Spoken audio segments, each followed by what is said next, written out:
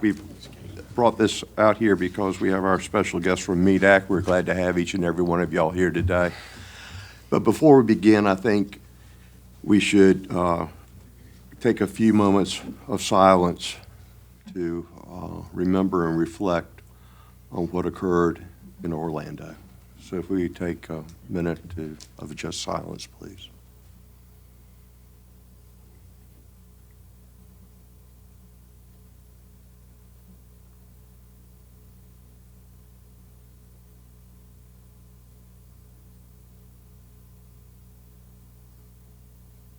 Thank you very much. Council, I am the one responsible for this presentation, and so if it's good, you'll love me. If it's not, you'll hate me, so I'm prepared. But this presentation was made at Harumpha a few months ago, and the presentation is going to be made by John Simmons of the Roosevelt Group. The Roosevelt Group is our lobbyist group for our regional group, Harumpha. And I think you'll find, well, I will just say, I think they've done a superb job in helping the city of Virginia Beach and the region in addressing issues relevant to the military. When this presentation, or something very similar to this presentation, was made a few months ago, first of all, there's no press there. And secondly, and most importantly, the information to me was very disturbing. And I hope, my gut says you're going to see the same thing, but I think you're going to see how the military, these wonderful people that are serving, that are living in our city, a lot of them, but not to mention, you know, wherever they live, you know, serving in this great country, sacrificing every day for this great country. And when you see this report, I think you're going to question, how in the world are we letting this happen? That we've got these wonderful people doing so much to make sure we have the great quality of life we have here. And the support is just going down the hill terribly. So, John, if you'll come forward, and we welcome you. And I noticed normally you have to be in another city when you make this presentation, but you are in the greatest city in the world, Virginia Beach, Virginia, and we're glad to have you. Well, thank you very much. You need to stay closer to the mic. Oh, okay. I didn't know who to have my back to here. I'm a little bit, I walk around a little bit answering questions, so let me try and chain myself here as best I can. Thank you for the opportunity. We've been working for you since 2006 after the last BRAC round, and we've been through a lot of battles, and we're going to have a few more ahead due to some of the budget situation. This is just going to set the stage for you. This is where we're at today. The Senate will finish consideration of the National Defense Authorization Act this evening. That'll set up a conference that is not expected to have any sort of progress until the lame duck session in December. Congress is about to leave. July 15th is when they're going to start their political conventions. And the only thing happening for the next few weeks is trying to get some appropriation bills out. ADC National Summit, for those of you coming up there, we're going to have all sorts of military leaders and Hill staff. If you're going to be in D.C. on Monday night, please let us know. We want to get you in there. We have about 250 people in attendance, and the summit should be very interesting. Next slide. This is why you have so many folks on Capitol Hill not willing to raise spending for domestic, whether it be defense or non-defense. As of right now, you have $500 billion deficits projected as far as OMB and CBO, the Congressional Budget Office and the Office of Management and Budget, can see. That is with these Balanced Control Act, the Balanced Budget Amendment of 2 years ago, with sequestration, which will be returning next fiscal year, FY18.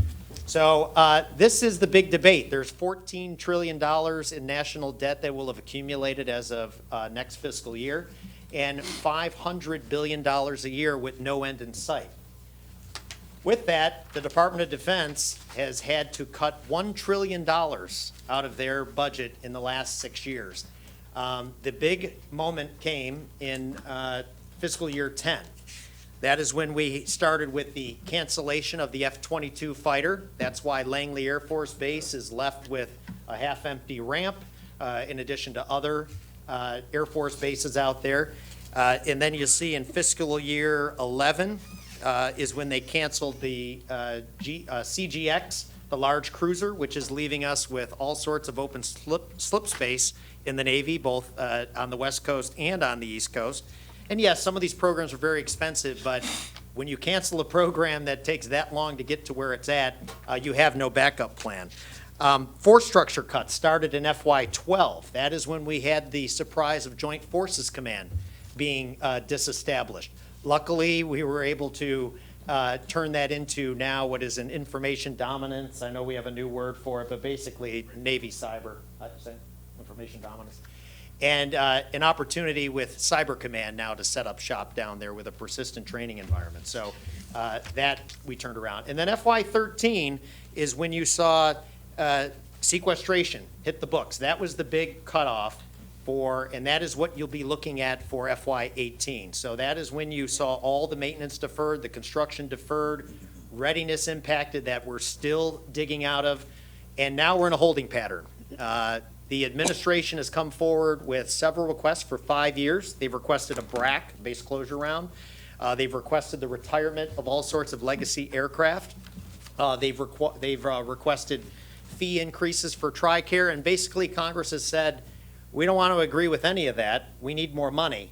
And the administration and the Congress have not been able to come to terms with how to raise the dollars. In fact, our battle right now is for that $59 billion that is supposed to fund the war.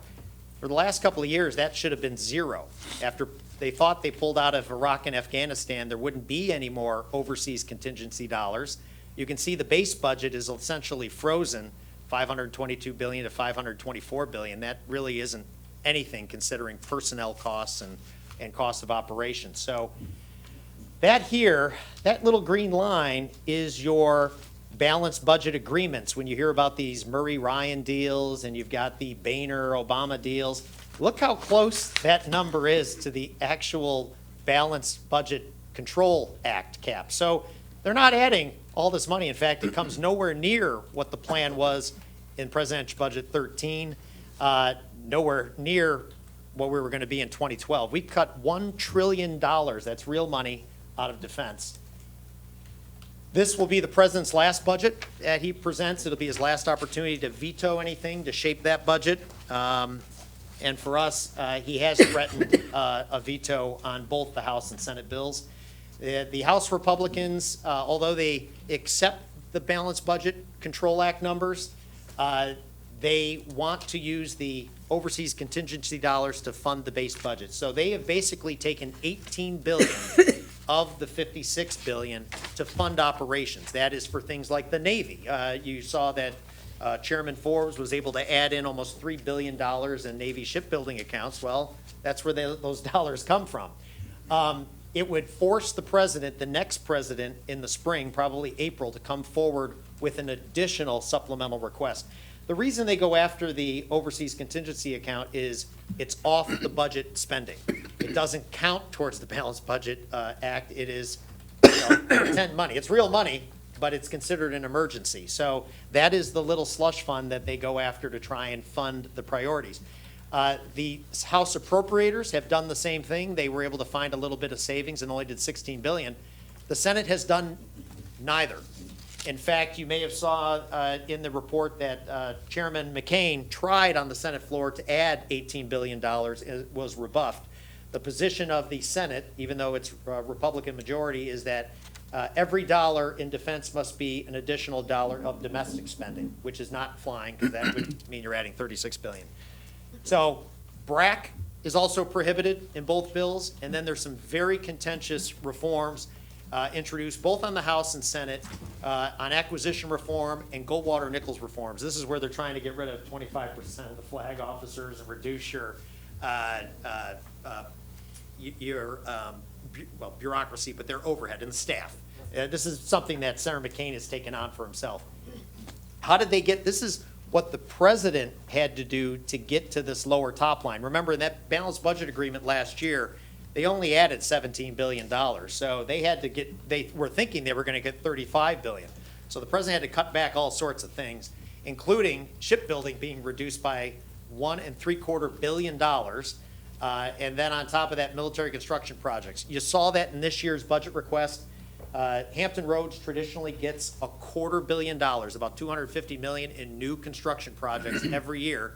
We ended up with less than $50 million, and they were mainly for Air Force up at Langley. So these cuts are impacting the region. In fact, in this budget, there's a little bit of an increase for the Air Force. They realize that if they're not going to be able to retire their different older aircraft, they need to be able to build up the force a little bit on cyber. But here's the Navy that is viewed as the next century is going to be the Navy's dominance, trying to deal with the Pacific and the tilt to Asia, and their budget was cut back by 2.3%. For us, you need only go on Norfolk Naval Base. Little Creek was suffering similar problems. We were able to get a non-earmark of $26 million to help their power distribution. But these are real cuts. These are what goes in there to sustain and keep the facilities running, and modernization, and of course demolition, maintaining old buildings. You go on to Norfolk, it's a very depressing site. Not only are there lots of empty slips, you're going to have all sorts of aircraft apron open because they just don't have the aircraft and the mission for it. So we have this is a comment put in the President's budget request. We have an aggravated risk to accelerated shore infrastructure degradation. So they came forward to Congress and said, we're making all these cuts and it's doing bad things. So, I'm going to go backwards here. Looks like this got added in. Okay, for BRAC. This is the 5th year for BRAC. The President has threatened that on his way out the door, they do have the ability using Section 2687, which was what they tried when they wanted to close Joint Forces Command, and they backed off on that. But they have the ability in the President's budget request in February to submit a list of bases for closure. That's what this capacity analysis you'll hear about next. So on the way out, if Congress does not find some way to allow them to reduce their infrastructure footprint, you may see a list of bases, and that'll be DoD picking winners and losers themselves with no sort of oversight or transparency. It's gotten a mixed reaction on Capitol Hill. There are those that are in favor of just letting DoD submit a list of bases. Traditionally, if you're on the committee, you can usually protect your base, but that's not guaranteed anymore. And then, of course, Rep. Adam Smith, who is the top Democrat on the Armed Services Committee, if the House were to flip, he becomes chairman. He's authored a 103-page BRAC bill that some of our staff have been involved in commenting because of their experience inside the building. Ms. Kathleen Ferguson, who works for us full-time, is the former PDAS for the Air Force. So she has been there in the building in the senior position overseeing all installations since 2005. Anyway, we have to monitor this process because there is a preamble in both bills that does allow in conference for them to add language that could authorize a BRAC as part of a budget deal come this December. One of the big pushback Congress has said, look, take a look at your capacity. We want you to study force structure from 2012. Instead, the administration responded saying, we want to look at force structure in 2019 where we want to be if we could reduce. So Congress was not very happy with that. Although they did the same exact process they did prior to base closure 2005, using the same sort of metrics, they found they had 22% excess capacity compared to 24% in BRAC 2004. So that doesn't mean individual bases have 22%. That's across the board. So you can't use that as a metric for how much gets closed. In fact, BRAC traditionally closes about 5% of the infrastructure. They still feel that the President should veto the bill, the defense authorization bill, if we don't get a BRAC. They feel it's the only and fair, transparent way to do this. Surprisingly, there are very few people left in the building that know how to do it, so it's going to be a contractor-run effort here. But they think they can save $2 billion a year going forward. Mac Thornberry came back and said, until you give us a report on 2012 levels, we're not going to take this any further. Here's the scary stuff that doesn't seem to make the papers anymore. Coming right out of testimony in front of the Armed Services Committees, particularly the House, you've got all sorts of things. That there is an F-18 that's down in off of Charleston, I believe, is where this aircraft is. The Marines were trying to cannibalize some parts. It turns out that part failed when they went to use it. But when you have to go after museum pieces for your tactical aircraft, that's not a good sign. This one down here is the B-52 out of the boneyard in Davis-Monthan. They needed to actually pull that out and send it to Barksdale because Barksdale in Louisiana, one of their aircraft was destroyed. So we are taking 50, 60-year-old aircraft out of retirement and bringing them in for our deterrent factor. So pilots are flying well below their minimum number of hours. You may notice that here, maybe not. I mean, you would hope when they're training pilots that they would get the money they need to train. You have senior enlisted people that are working a long time and getting out. You may have heard you may have heard Ash Carter recently keep talking about this force of the future. We have to find other ways to keep them in because it's not just money anymore. You know, they've been giving folks additional dollars. It's the quality of life, the deployments, and then when you have to go out there and buy basic supplies out of your own pocket to keep the ship going, that's not a good thing. On this lineup here, General Dunford, Chairman of the Joint Chiefs of Staff, came forward and gave the following testimony. He talked about how Marine Corps aviation units cannot meet their training and mission requirements. Less than 1/3 of Army brigade combat teams are at acceptable levels of readiness. And these are his words, the smallest, oldest, and least ready force in our history. Chairman Dunford told Thornberry that he's right, that it is a problem, but yet the 2017 budget request adequately addresses each service's needs. He's in a tough spot. They have to do this. They have to, what the civilians give them to take forward, they have to go forward with. But, you know, some of the scary stuff, when you talk about how the services will not be able to modernize fast enough until 2020, the Air Force. We are no longer fighting in unchallenged airspace. When we fought in, well, we're still fighting in Afghanistan and Iraq, that's uncontested. We aren't going up against other air forces or very sophisticated radar. The competitors we have now, Russia, what they're doing up in Europe, especially along the Baltics, the challenges we're facing with China. Iran has become much more aggressive in the last 6 months than they've been for the last 6 years. So these are real competitors with sophisticated aircraft, sophisticated radars, and our Air Force, and I had the opportunity to ask General Welsh this on his way out, they're not ready for a high-end war until 2028. So that's a long time away, folks. But what are we doing about it? Okay, you know, it's bad news, and you know that we've been living under these restrained budgets. So we put together strategies that we work with Hampton Roads and Admiral Quigley and the team and your delegation. We identify the strategic landscape. We know, you know, regardless of who's in the White House, we've got severe DoD budget cuts. That's not going to change, and sequestration is returning. You add on top of that, you have obsolescence, huge recapitalization bills, you know, where the Air Force is trying to buy a long-range strike bomber. We've got the Ohio-class submarine that needs to be built as part of the nuclear triad. We've got all sorts of investments that need to take place. Oh, and then we have these new security challenges. Cybersecurity, we're just getting our head around that. It's no longer just nation states we're going against terrorists and just criminals out there who are doing it. You have ISIS, who chooses to live among the population and make it difficult for us to do things without boots on the ground. And then we have all sorts of expanding missile technology.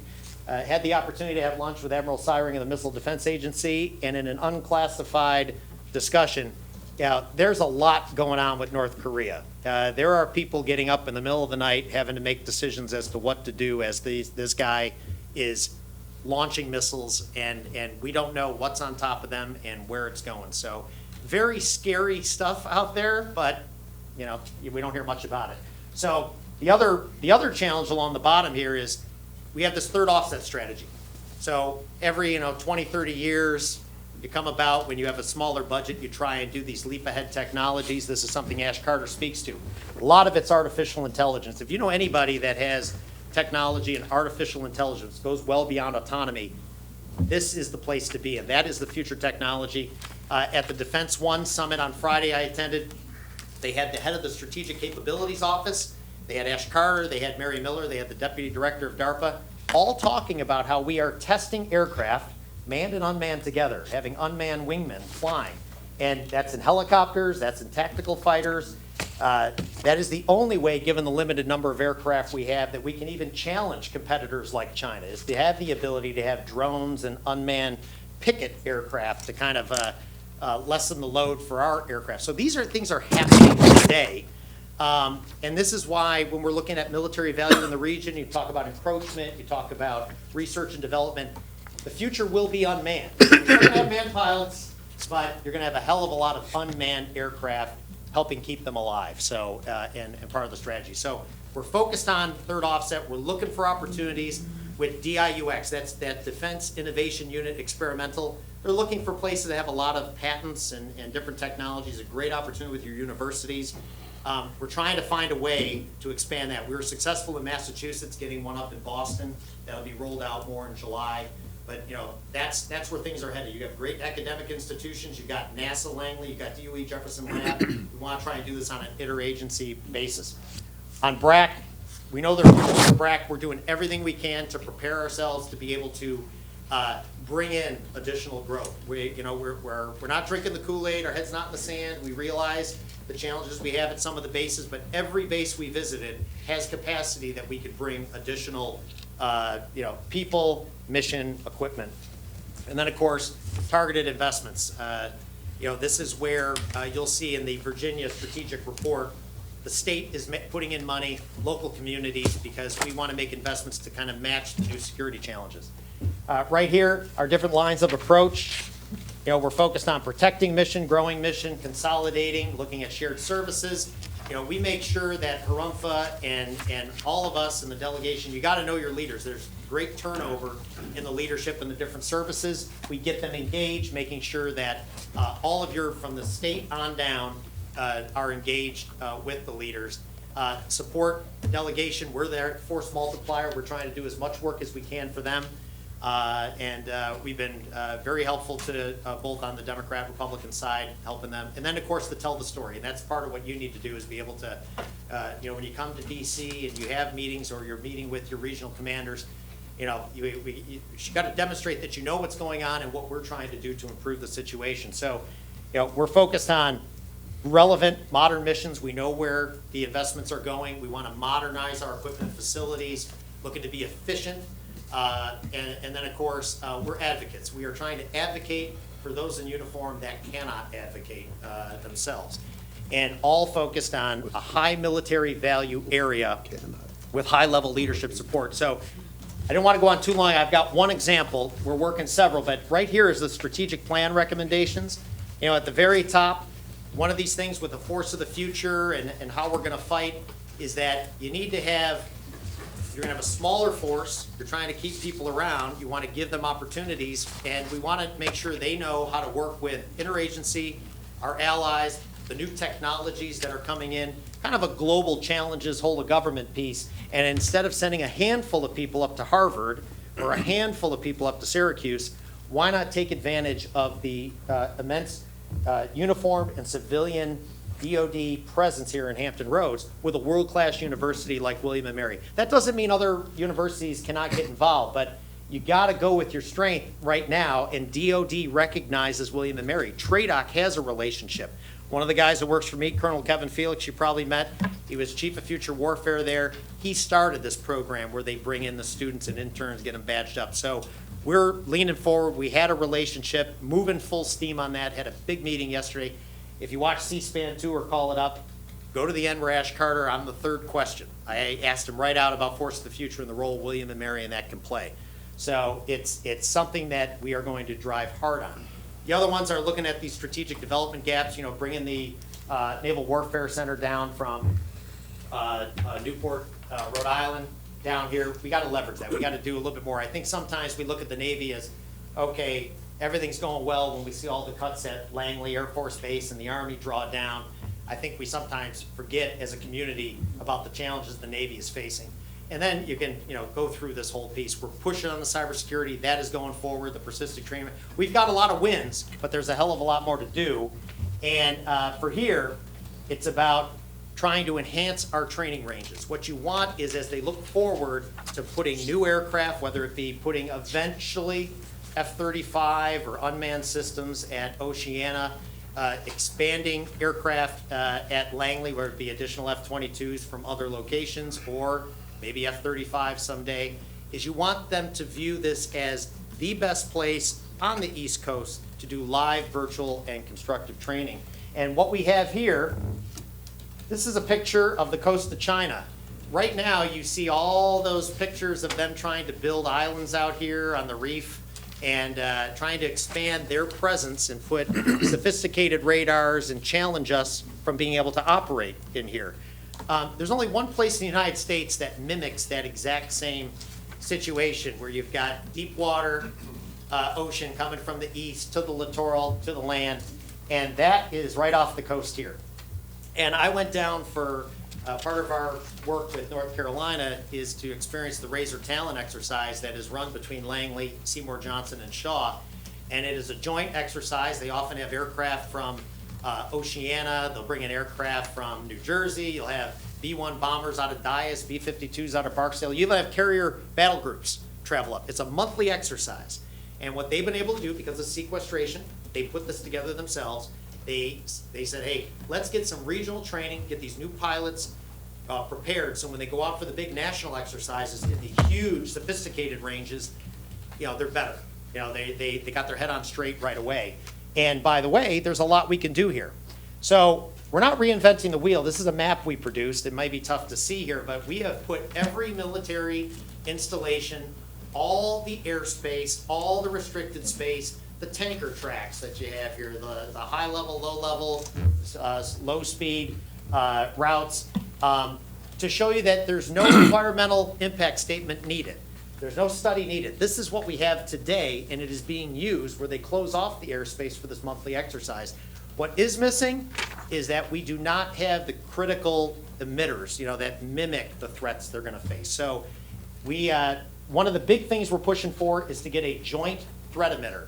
Although it's called the Joint Threat Emitter, it's owned by the Air Force. The Air Force is the one buying it. Right now, they're focused on the national ranges out west.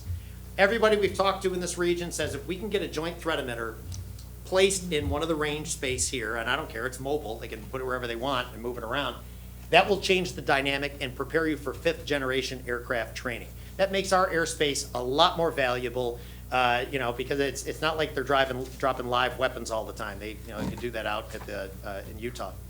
But here, that is what we've got. We've convinced your House members, and I believe your Senate members, but the language appeared in the House, and the election's already going to happen, so I can say it was Randy Forbes that put that in there. We've got your other members who requested it, but Chairman Forbes, all we had to do is spend 45 minutes with him. He saw the opportunity here to make sure that our airmen are in the most realistic sort of training they can have. And they brought us into the Armed Services Committee and took the language full stop. So that's an impact, okay? That is, we've got your delegation focused. We've got your folks across the border at North Carolina focused, and we're even gonna bring in South Carolina and of course Maryland. The idea is invest in this region, so whatever happens in Iraq, any sort of a strategic bed down a new mission, they're gonna come to this area. One that you may hear about, don't get afraid of it. I realize it's miles away, but at Langley Air Force Base, they're being considered for a mission control element. It is the folks that control the operation of the MQ-9, the Reaper aircraft, future aircraft. Folks like us think you could operate unmanned aircraft up in Langley. They do it overseas all the time, but we got to take it in small bites. Let's take the first piece. They're doing a strategic basing study. They're looking all around the country, but one of the quality of life issues is to bring these airmen from the desert out there in Nevada to places where there are good, good schools, opportunities for promotion, and we believe that this community is one of those spots, and that would bring about 600 people. They'd be the pilots and operators here, so we're pushing hard on that as well. So these are the kinds of things we're doing. You're a resilient community. You face down what happened with the potential closure of Oceana. We're now the poster child for rolling back encroachment.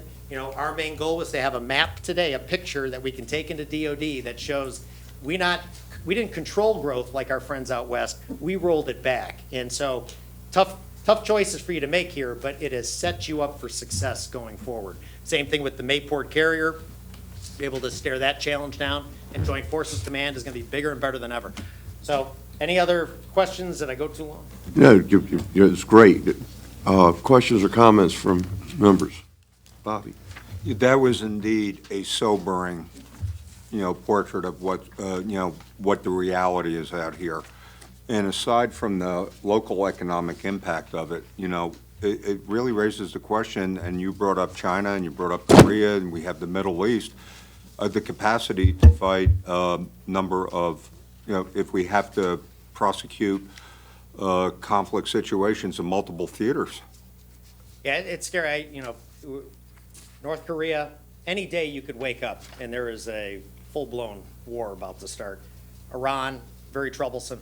But right now, Russia is a declining country, and what they're doing and throwing at us and showing the Baltics, difficult situation. They could say they're liberating Russians. We're trying to sneak tanks back in and preparing. There's about $3 billion dedicated towards this in the European Reassurance Initiative, but there's very few countries we can operate with that are as sophisticated, that have the same type of equipment. So you still need American leadership, and you need a budget to back it up. Right. Thank you very much. I'm pleased that you mentioned the relationship with the universities for the brain and with TRADOC, mentioning that because that's important. And also, having people like that will bring more innovation and creativity. And the other part that I like is considering us the poster child. Yes. That is important. Thank you. I would say on the university piece, one of the forces of the future, please look it up or go online and watch Ash Carter's 20 minutes there. They're trying to bring people into the military to deal with these technologies. It may be short term, maybe only a year. They're trying to expedite hiring people out of college. It's a unique program they're going forward. So when you've got graduates here that want to do something for the nation and not necessarily commit long-term uniform, Yeah. there are new opportunities being created. So Almost like a reserve, something that's short term. they would be brought in very quickly, and they would be put into some high, very good positions. They'd come in matching their level of education and being able to put on. My fear is that we have so much unique technology. Their words, not mine. This deep learning algorithms, the software that is comes up with answers for us in wargaming and this artificial intelligence, they don't even understand how it operates. So we're trying to figure out how these machines are thinking. So you need really smart people to do that. Yeah.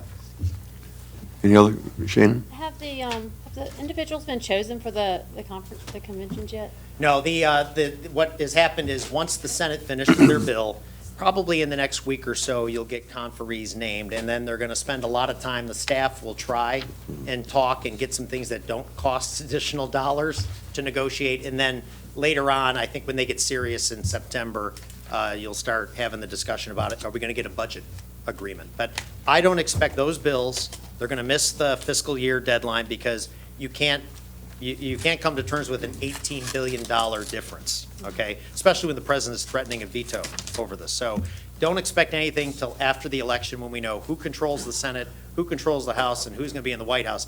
Then all of a sudden, people kind of are willing to take half a loaf. I see. Other questions or comments? Craig, regularly, would you like to add anything? No, I think John covered it very well, Mayor.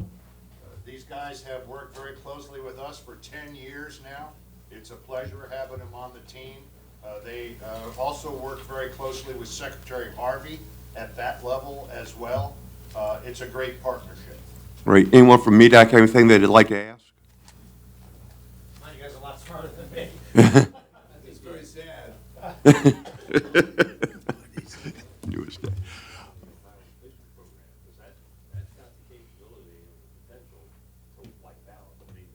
What was the question?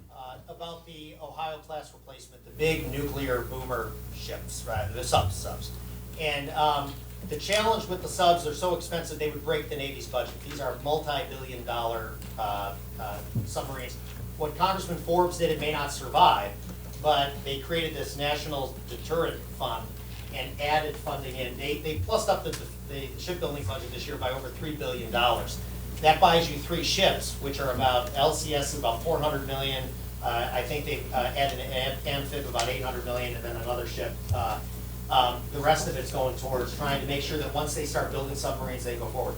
But what happens is the other services jump in and say, wait a minute, we're a strategic deterrent too. If we're going to buy new intercontinental ballistic missiles that have to be upgraded, same thing with the bombers, we should be part of that fund. So stay tuned. A lot of money for this. Craig? Mayor, I will throw in one thing. as a note of encouragement to council. The Navy's F-35 program, the follow-on to its Hornets, is struggling, as we have all read. They will initially be stationed on the West Coast. I have every confidence that ultimately Oceana will be chosen as the East Coast place, but as long as there are Hornets in the Navy, they are going to fly from Oceana, and you are talking decades before that day comes. Thank you. We'll end on that positive note. But, Council, I hope y'all found this informative. I think it's something we all, after I heard it, I thought we all needed to hear it. There are two things that and John, thank you very much for your presentation, but there are two things. You know, we want to make sure when there's a BRAC that we're on the offense, as I believe we're on right now, and hopefully benefit from it. I will say, I think we should have the cup half full instead of half empty on that, and make every effort to gain instead of lose. And then the other thing is, I think somehow we all need to be an advocate for the people who are currently serving. These fine people sit back and take the orders and just, they don't complain. You know, I can sit back and say to you that I believe I've heard from a lot of people that are currently serving that have great concerns. But can they say that publicly? No, they won't.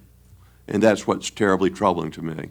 And, but that being said, we're going to stay on top of it and advocate to the best of our ability. But we'll go ahead and end this session and go back into the conference room. Thank you again for coming. And MEDAC, thank you for taking the time to come down for this. Hope you found it beneficial.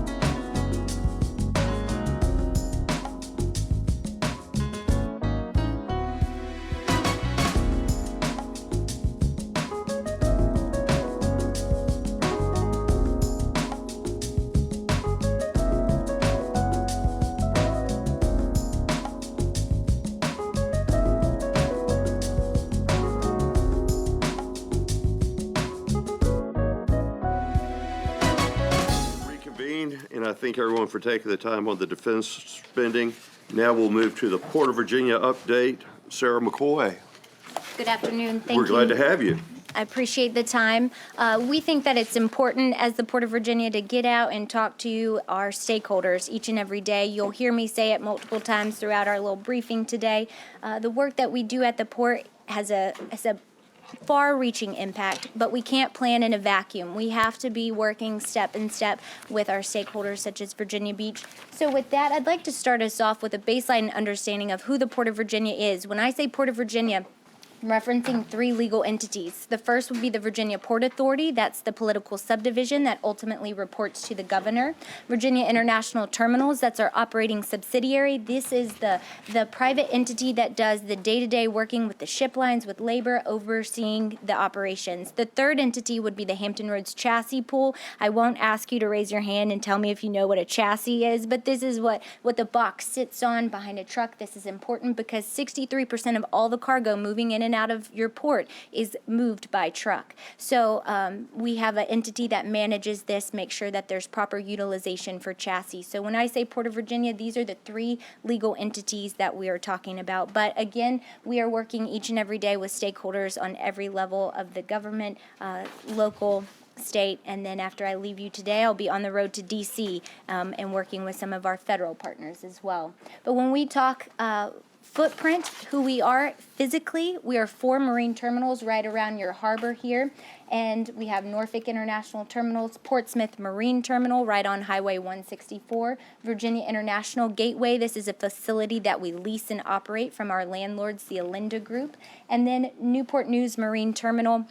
If you head inland, this is the part that I didn't know until working at the Port of Virginia, we have inland facilities. This is really important for our business because we're always looking to get that cargo up and out of Hampton Roads and to its consumer faster, and that's how we really utilize these facilities. On the James River, you're looking at the Richmond Marine Terminal. This facility is right on Interstate 95 and serviced by barge multiple times a week. Cargo is transiting to and from the Richmond Marine Terminal. A little further north in Front Royal, Virginia, you're looking at Virginia Inland Port. No, there are not ships going up the Shenandoah River. Instead, this facility is fed by rail, an import and export train each day via Norfolk Southern to this facility. This was originally created to capture some of that market share in the Washington, D.C. area that was previously serviced by the Port of Baltimore, and your port has been able to capture a lot of that over time because of this facility. If we drill down into our harbor, this is, I don't know if I have a little laser here, but it's just, you're looking at it from the Portsmouth side. I'll just kind of point and reference a lot of acronyms on this slide, but you're looking, if we start clockwise, Norfolk International Terminals, Portsmouth Marine Terminal to the south, and Virginia International Gateway. The ones I pointed out, those are containerized facilities, so we're moving primarily containerized cargo. If you go all the way to the top of the harbor, you're looking at Newport News Marine Terminal. We handle anything that's not containerized at this particular facility. Any massive generators, steel coils, things that don't fit in a box. A significant amount of automobiles also handled at this facility.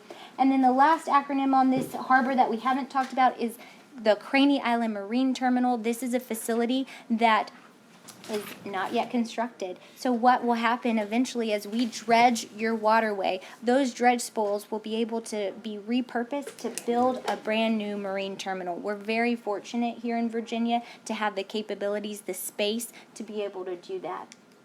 So if we look at fiscal year 15, you're looking at a 9% growth in cargo volume over fiscal year 14. We had a 4.2% increase in the amount of cargo moved by rail, 12% increase in the amount of cargo moved by truck, and 10.9% increase in the amount of cargo moved by barge. This is important because we are looking at all modes of transportation when we're talking about moving cargo in and out of our region. It's important that we're capturing transportation by rail, getting trucks off the road, and by barge. This barge moves to and from the Port of Richmond, so taking trucks off of 64, but we're also barging cargo to Baltimore, to Philadelphia, taking cargo off of I-95 as well.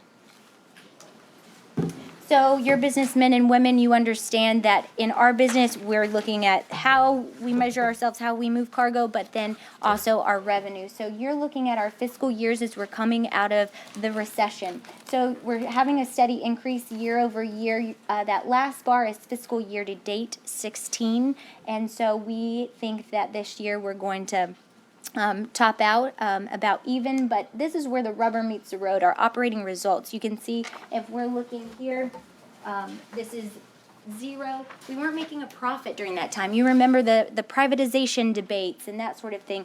Businesses aren't going to invest if you don't know if you're going to be here tomorrow. But we've gotten our fiscal house in order. Fiscal year 15, we were able to make operating revenue, and that money is being plugged back into the facilities, because when you're not making a profit, you're not investing in your infrastructure. This is our time to do that, and that's what I wanted to brief you on in detail today, that infrastructure development. But we have to work as a team. We're many players, one goal. It's kind of hard to read this, but you're looking at many of the stakeholders around the supply chain, everyone who's touching that cargo. And all of that matters because we want to serve you all as a catalyst for commerce. The work we do inside those gates has a direct impact outside of the gates. To drill down into that a little further, you're looking at the economic impact of the maritime community across the Commonwealth. Most notably, about 530,000 jobs are attributable to the work going on at your port, and this is equating to just over 10% of the entire gross state product.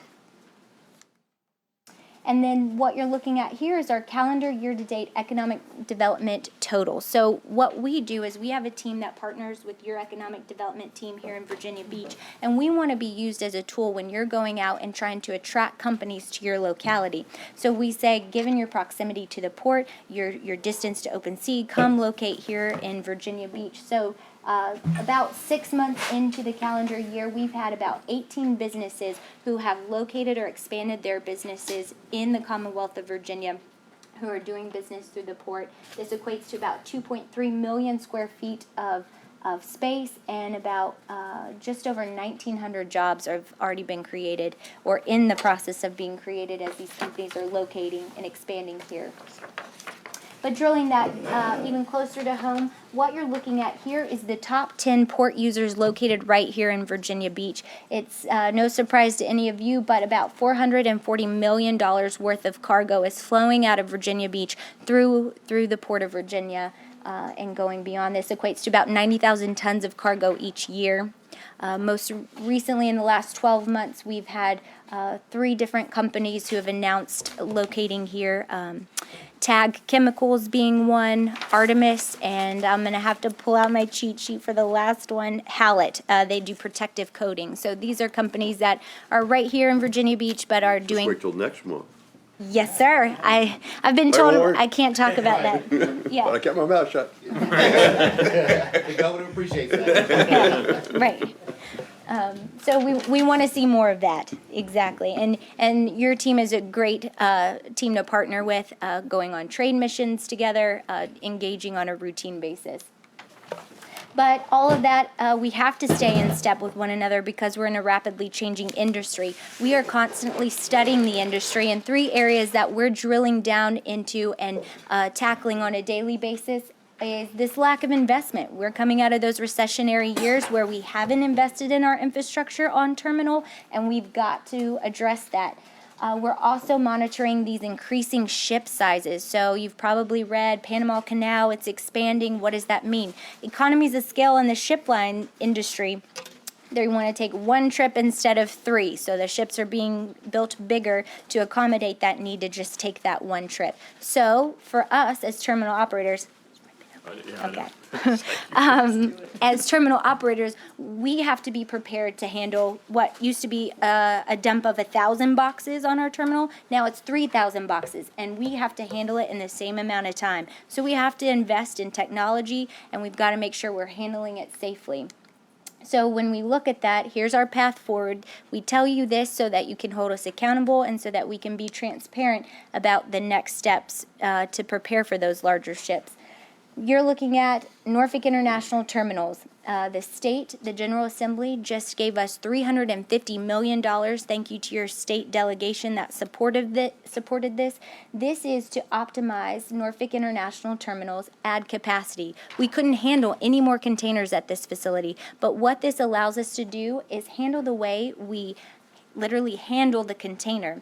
And we go from a setup where a massive tractor has to drive between all of these boxes to a shiny new rail-mounted gantry crane that allows us to add 40% more boxes without expanding that footprint 1 inch. So this is an example of us just capturing existing technology, promoting safety, and then allowing our the ability to handle more containers. The next big construction project that we're doing is Virginia International Gateway. Again, like we talked about when we looked at the harbor view, this is the facility in Portsmouth. We lease and operate this facility. And right now you're looking at the existing footprint, but there's this beautiful greenfield site just to the right of our existing footprint. We call this phase 2. We'll be able to double the capacity of this facility in 3 years. So we will have a total of 1.2 million container capacity at this facility. This is another rendering of that fully built out. And then you're looking at what it will look like upon complete construction. So our focus is not just on the land side infrastructure, we have to focus on the water side as well. We're naturally blessed here in Virginia with a deep harbor. We're at 50 feet of depth, and that is great for these big ships, but as they're getting larger, we don't want them to be tidal dependent. If a fully loaded vessel that is one of these Class A ships, the big ones that are on the horizon for us to be handling, fully loaded, they would be tidal dependent. High tide to come in, high tide to come out, that's time and that's money out of someone's pocket. So we want to be at 55 feet. We've been congressionally authorized to dredge to 55 feet since 1986. We are now engaging with the Army Corps of Engineers to complete the study. You know the federal government, you must study it first before they'll give you that money, and we're in the process of doing that. We started that in 2014, and it will be finalized by 2018, and then we can start that dredging. So more good news on that to come. But if we look at our next 5, 10, and 20-year plans, we're looking at 5 years. NIT, Norfolk International Terminals, will be fully optimized. That's the 40% capacity increase at that facility. VIG Phase 2, another additional 50% capacity. In those developments will increase our percentage of cargo handled by rail, so that's another good thing. We don't want to just flood our local market with road congestion. We've got to be looking at these other modes as well. If we look out at 10 years, NIT will be completely automated, VIG will be complete, and then we'll start building those Craney Island marine terminal cells. That dredge material will be repurposed, and those first cells will be constructed. And then 20 years and beyond, we'll have a brand new Craney Island Marine Terminal, and we'll be able to handle here at the Port of Virginia 5.5 million containers. This, to put that in perspective, is more than what the entire Port of New York, New Jersey is doing today. So we add this capacity so that businesses have room to come in and out of your ports, but more importantly, so that they're attracted to our region when they're looking to locate and expand their businesses. So with that, we just want you to know the pieces are in place and we have a path forward. We're ready for these bigger ships to come.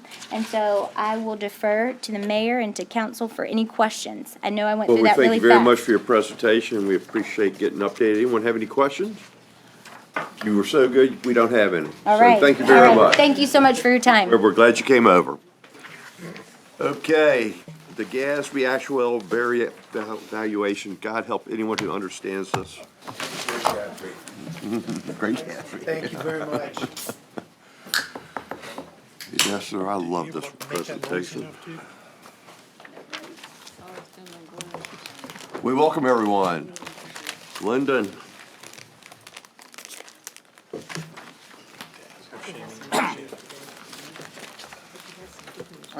Good afternoon, Mayor, members of City Council. Before we get started, just wanted to introduce the group we have today. We actually have the actuaries here from Milliman. They're based out of Northern Virginia. And glad to You're an say... actuary. Glad to say they're... Eric at least is staying here for the week, so he's spending tax dollars down at the oceanfront for us. So we got Eric Goodhart and Eugene Lee with Milliman. And we also have Chris Ford will be doing the presentation, and Gretchen from my office. So briefly, We welcome all of y'all here. Glad to have you. Okay. So briefly, what we're going to cover is GASB 45. We're going to focus on the change in the incremental amount to fully fund the dollars amount we have currently in the trust, and the future of GASB 45. So I'll turn it over to Chris, and he'll run through this. Chris, glad to have you. Oh, thank you. Good afternoon. Sometimes people don't like hearing from the auditors, so I say, if it's a good audit, I say the results first, and then so I'm going to do that first. The city or the schools don't owe a contribution this year, so that's going to be really We heard good. that, and we're very happy about that. So, now let's back up and go, okay, what is GASB 45? And really, it is the pronouncement by the GASB that tells us how to treat our long-term liabilities that are associated with post-employment benefits, OPEB, excluding pensions. For us, that's retiree health care. And why did they do this? They did it because back, about 2008, they sensed that, governments were spending, and promising tens of millions of dollars well into the future, 30 years into the future, for retiree health care, but there was no accounting for it, no valuation for it. It was just pay as you go, and nobody really knew, what we were promising or how much. So to be, to be true to accounting principles we needed to get a hold of that and report that. And so that's what GASB 45 really does. It puts us into valuing those promises that we're making for retiree health care.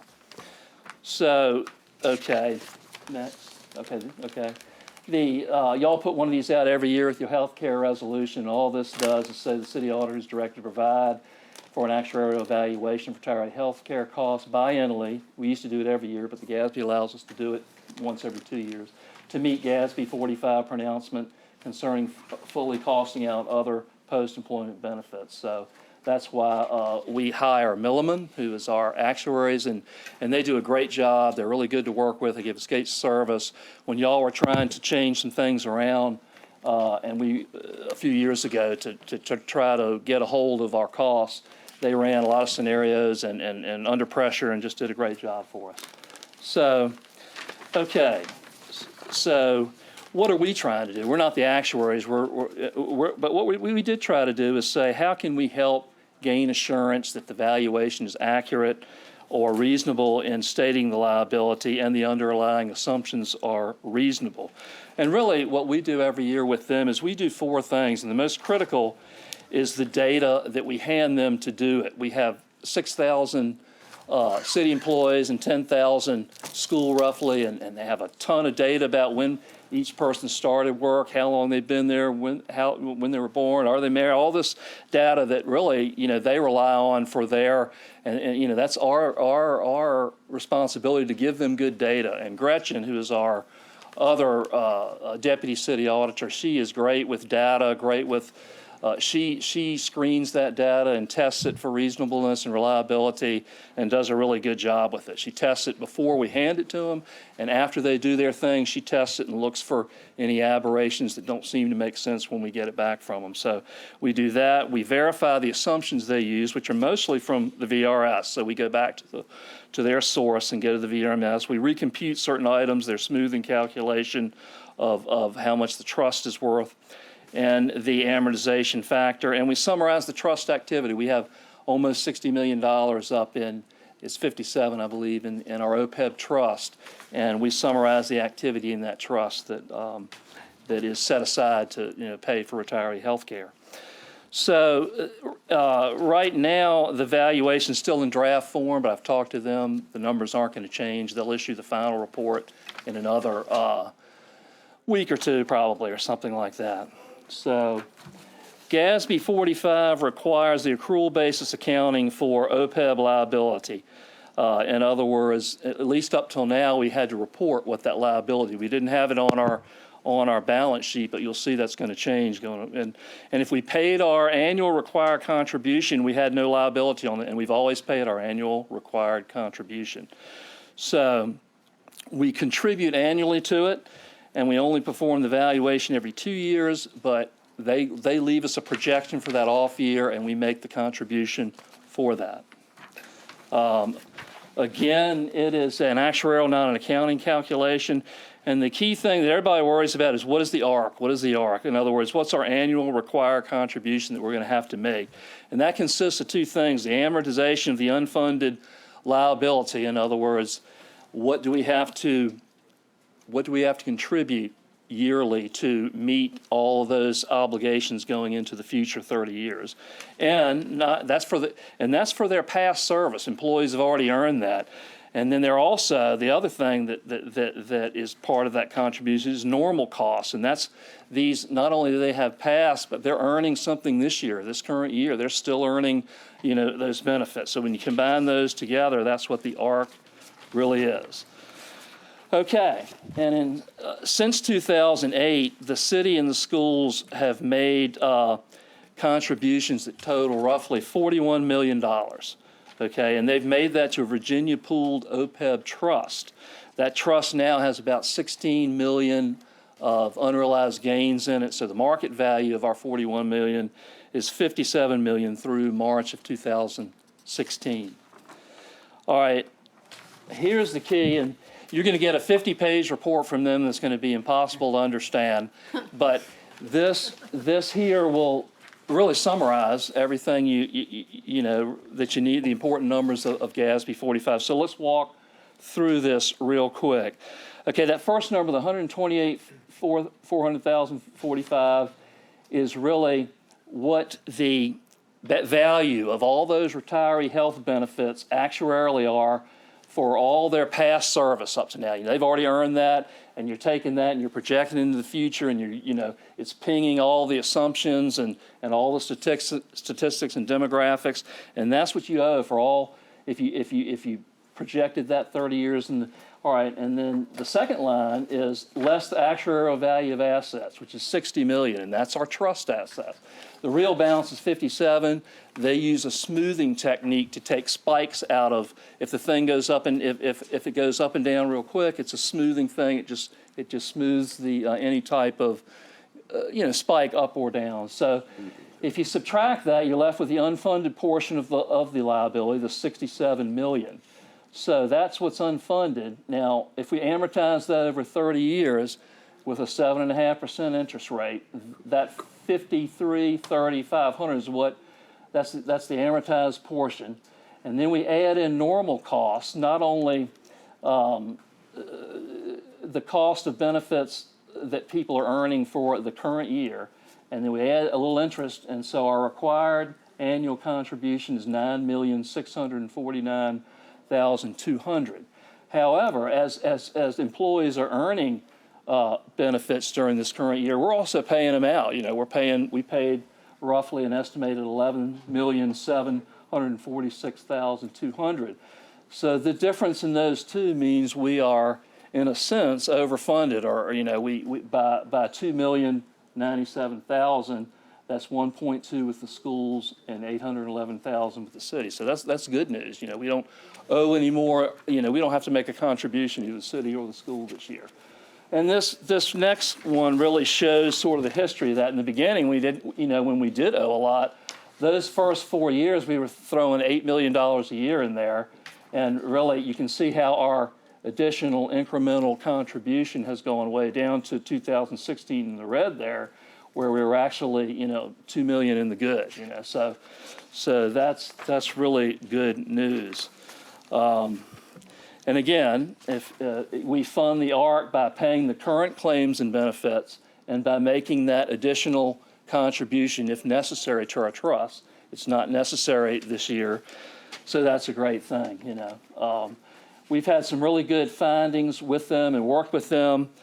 This year, we were able to have the assumption, they assume through VRS assumptions that 80% of our retirees will be married, and 40% of those will have a spouse that'll have a spousal election. Gresham was able to show that historical trends showed that only like 20% of our spouses elected. So they agreed with us on that, and they changed it, and that saved us a little bit of money there. So that was our good finding here.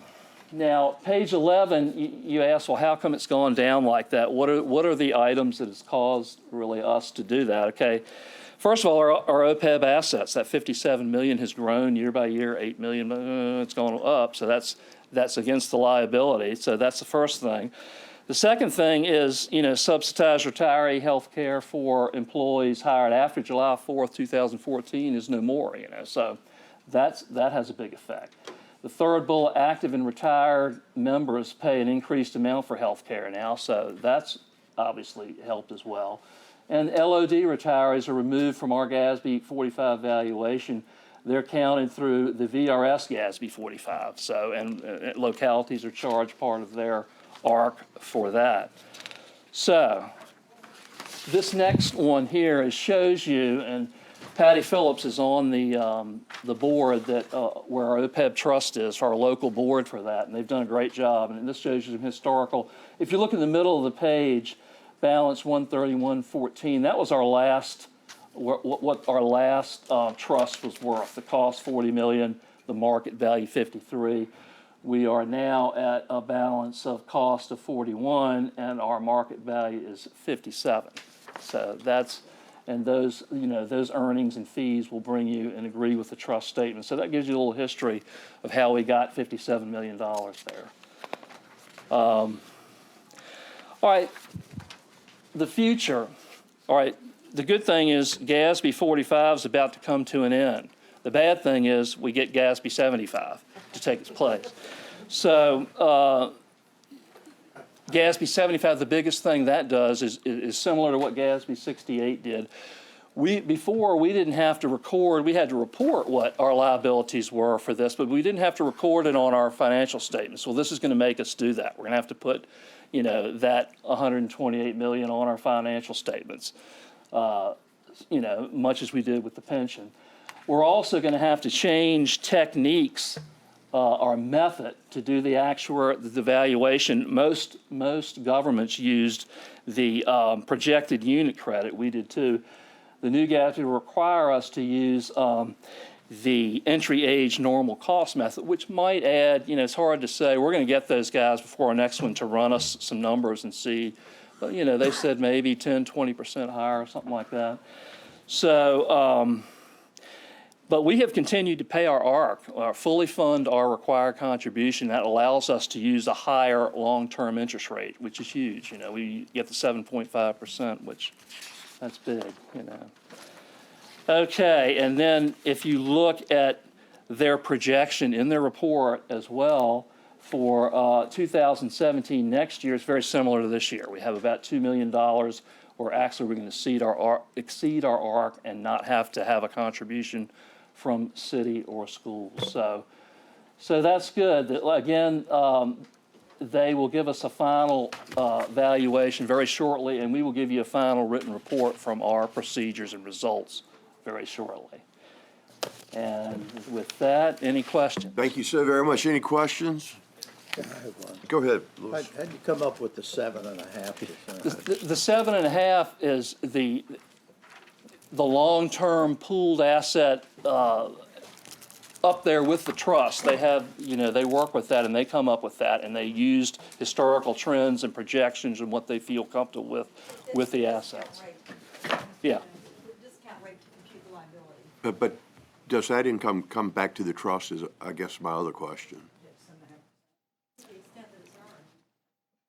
Yes. I mean, True amount comes back to the trust. what it really makes, yeah, exactly. But we're getting the income. Yes. I think right? Mm-hmm. Okay. All right. Any other questions? We thank you so very much. Okay. Oh, my God, that knocked your socks off.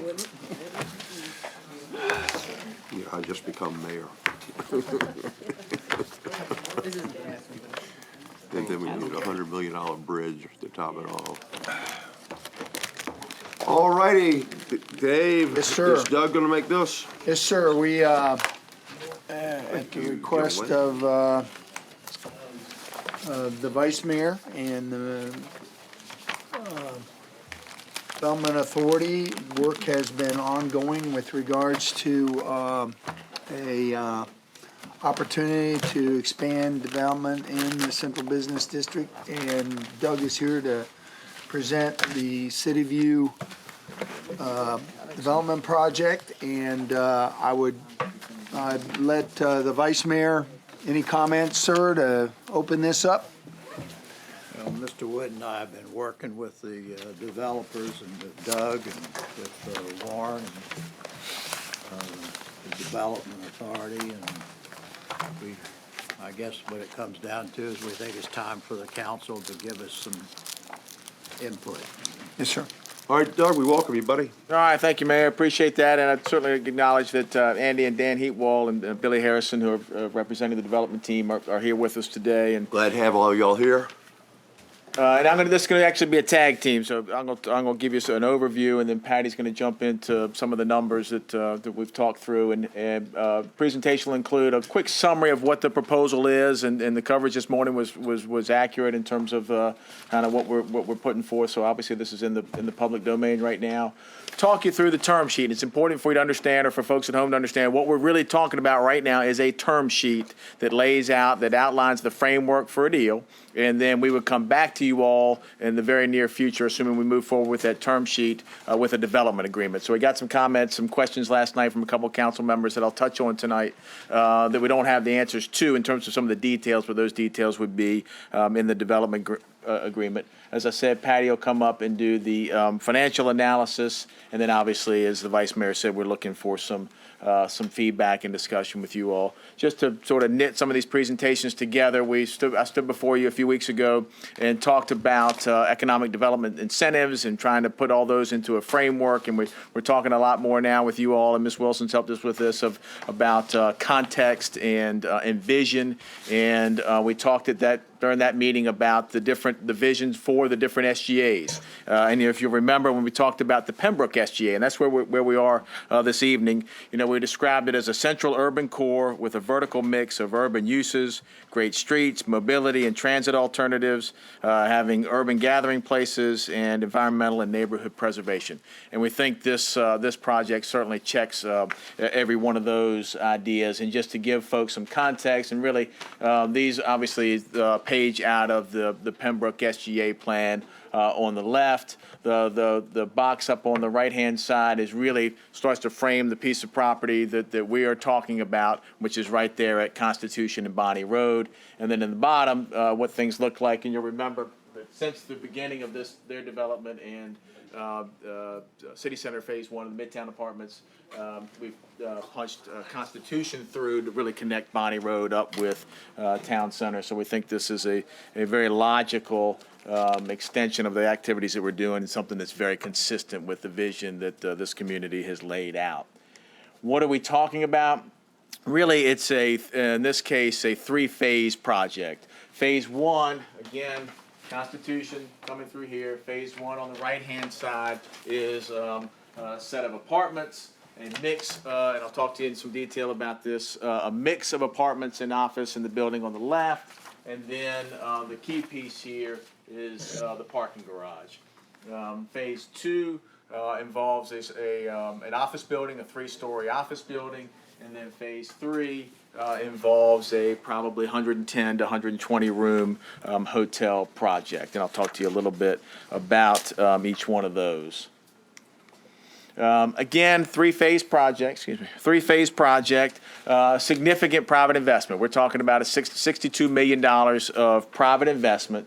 The basic deal is a request for the incremental real estate taxes that are generated by this property to go back to the developer, in essence, to pay for the structured parking. So we talked a couple of weeks ago about one of the challenges, particularly in the Pembroke SGA, is providing that structured parking for these mixed-use projects that it is difficult for a developer to fund those sorts of those improvements without some support. Currently, we have put a maximum amount of $10.2 million, and Patty will walk you through the numbers of how we got here for the return of those real estate taxes. They would have as many as 25 years to generate and receive those taxes. Among other things, in return for that, the developer would make the parking that is there available to the public. And so think about this. Part of the reason these garages make a lot of sense in these mixed-use projects is you have apartment folks that are using, in this case, hotel folks that are using them at night. You've got the office worker and the folks that are taking advantage of some of the retail amenities, using it during the day. One of the things that you'll hear me talk about in a moment that's really nice about this is it's in essence the trailhead for the Thalia Greenway. And we think you'll have some folks that will park here and take advantage of that amenity as well. And in order for us to get the easements, and I'll show you a graph in a moment or a photograph in a moment, we'll pay $300,000 for the easements that will allow us to complete a significant portion of that Thalia Greenway. You always want to put some time limits on things and make sure that you get what you've asked to get in a timely manner. So the developer would have 6 years to complete the project. Patty's going to talk a lot to you about the TIF and the fact that this project is within the boundaries of the Central Business District TIF. They've been paying into the TIF. They have not been paying the SSD, have not been paying into the SSD or have been part of the SSD. Again, phase one, just to give you a little more detail, is a mixed-use office tower, about 13,000 feet, and some apartments, about 64 apartments. And then the second building was 138 apartments. Again, the garage, 480 spaces. That is a total of about $45 million, and I'll break that down for you in a second, but about $45 million worth of private investment. Phase two, again, is the commercial office tower on the other side of Constitution. That is an approximately $5 million investment. And then the hotel tower would be a little under $13 million. Again, 110 to 120 room hotel, limited service hotel. One of the things we want to make sure of, we've had a lot of conversation over the years with these folks about the project, and at times it was a predominantly residential property. And one of the things was we said it's really important for us, in order for there to be public participation, for this to be a mixed-use project that, again, allows us to leverage that investment for multiple users in that garage. So the hotel is a relatively new part of this project in the last several months. But that's an important part, and so we want that hotel to start construction within 36 months of the approval of this agreement. So this just breaks down and shows you some images of what I just talked you through. Again, the phase one, the tower, the apartments, and the garage, approximately $45 million. The office tower, 5, the mixed-use tower, 12.6. The mixed-use hotel. And when I say mixed-use, it's predominantly a hotel with 4,000 or 5,000 feet of what will be either retail or office space that you would typically see in a hotel. Again, total private investment of $62 million. In terms of the deal itself, so once phase one is complete, we would begin to repay or pay the real estate taxes that were generated. Again, that's the incremental taxes. So that property today is valued at $2.6 million. So the assessed value less that 2.6 is what we would tax and what we would return. Obviously, they have to have a certificate of occupancy at that point in time, and obviously the real estate taxes have to have been paid. Again, the total that we would repay over as much as 25 years would be $10.2 million. If this thing goes great guns, lots of value, and that $10.2 million is reached in 15 years, then we're done with our commitment. Again, I mentioned this on the last slide. The authority, and I actually didn't say this part, I should have said this earlier. You all really approve this happening if you choose to, and it's the Virginia Beach Development Authority that will actually enter into the agreement. So the authority would have the right to terminate these payments if the hotel hasn't started within that 36-month period that I told you about, or if after the first payment, within 6 years, the project's not finished, then our commitments, the authority's commitments, would terminate. Again, the developer will own the garage. The developer will be responsible for operations and maintenance of the garage. The public will have access to the garage. I think I touched on this earlier, but we expect it to be similar in operations to what happens in Town Center, where there'll be some 2-hour parking, there'll be some reserve parking, there'll be some areas, the different access. But at the end of the day, it is publicly available parking, and if they fail to maintain that publicly available parking, then our responsibilities terminate. That was one of the questions I got last night from one of the council members was, can you give me the details on reserved and handicapped and who gets what? And that's one of the things we'll figure out, those details, when we get into the development agreement phase of this. You all know the Thalia Creek Greenway, which we think is a phenomenal amenity that will support this Pembroke SGA. There's a couple of key pieces in these A boxes that we needed access to, and a piece up here that the development team owned and controlled.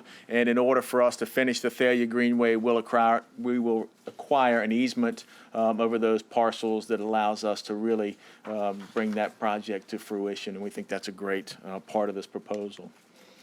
I'm going to ask Patty to step up and talk you through the financial analysis that we've gone through and how we justified this. Patty, we're glad to have you. Thank you, sir. Mayor, members of council, I'm going to go over, this chart outlines the portion of the garage, or the garage excluding the amenities. There was a question about what are the amenities. It was a pool and a clubhouse, something like $236,000. So the total cost would be 8.3. What we're trying to cover is 8.1. And assuming a 20-year financing at an interest rate of 4.75, there's an annual payment of $633,000 or $12.7 million. We've capped the city's portion at 100% of the real estate tax up to $10.2 million, as Doug just outlined. So whether that takes 20 years, 18 years, but not exceeding 25 years. I also want to point out that the baseline value of the properties today is about $2.6 million. And that portion is going to stay in the Central Business District TIF that's being used to retire the parking garage debt at Town Center. So just the portion above this baseline that's being established right now will be used towards this project. So there's two baselines. Yeah, I kind of, it's sort of a TIF within a TIF. It's not formally a TIF, but we're excluding that portion, yeah. TIF, and then there's the second baseline for the project. Exactly, very good way to put it. When the TIF was formulated, you know? That property, I don't know. I could look that up for you. You might know. Daniel may have it right there, but I will tell you both phases of the property, the value when we purchased it was actually less than the baseline value in 1999. And if you look on, I think there's actually a chart in here that shows in 04, 05 the TIF value goes up. Well, that was us buying that land. The base year in 1999, the value was $938,000. When we purchased it in 2005, it had gone down to $838,000, and then in the year preceding our purchase, it went up to 1.675. Oh, it's 2.6 now. This next chart is, we'd like to do a fiscal impact analysis on these projects, and we already know that the real estate tax is going to be the incentive, and so we're not including the real estate tax on this chart. We're looking at business license, personal property, sales tax, other taxes generated from, or projected to be generated by these projects, including some indirect. We've also included displacements in there. We've got a complex estimation of displacements. It's 50% over the first 10 years. It gradually fades out, so the average may be 25 in that period, and some other vacancy factors, several factors going on in there. In nominal dollars over 25 years, it's $32.4 million. Then we throw in the municipal cost here. The municipal cost is the majority of that number. The municipal costs are, I wrote it down, something like 22 million, almost 23 million, and then the real estate tax displacement, in other words, these projects maybe could go somewhere else, is a little less than 2 million. So it's the majority is municipal costs to service the people and the activity going over there in that time frame.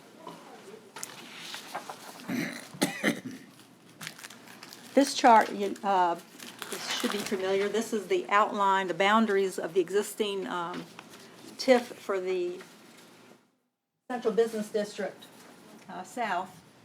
There's Virginia Beach Boulevard. There's 64, Independence, and the project will be somewhere around here. That light blue mark is supposed to represent a little water. So that little piece, the increment generated by that piece will not go into servicing the debt of the town center, but will instead be used by the developer. This chart is a little confusing, but you know, finance director in charts. This shows the revenues in the central business district.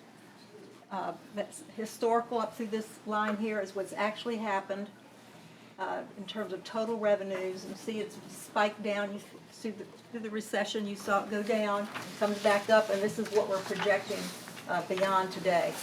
So we estimate that there will be sufficient revenues to pay the debt on the garages in town center. Doug, I'll turn it back over to you. Thank you, Patty. And I'll wrap us up real quickly. Thank you, Patty. Thank you. Just to tell you where we land. So the benefits we think we see to the city, obviously, one is you get the structured parking there, but without any kind of debt for the city or any maintenance obligation. There are after that $10.2 million repayment, or as that's going on, there are additional revenues that are generated from the project. I mentioned the shared parking that comes with that new development that supports the SGA and the central business district. But I need to be realistic to say that this project and the folks that are the public that's coming to some of the amenities here will use a significant portion of that parking. Jobs are generated. You'll have a pretty significant number, 165 during construction. The project will have 38 ongoing folks supporting it. And then you'll also have the folks that are working in the office space that's generated there. Not insignificant is the ability to complete this Thalia Greenway.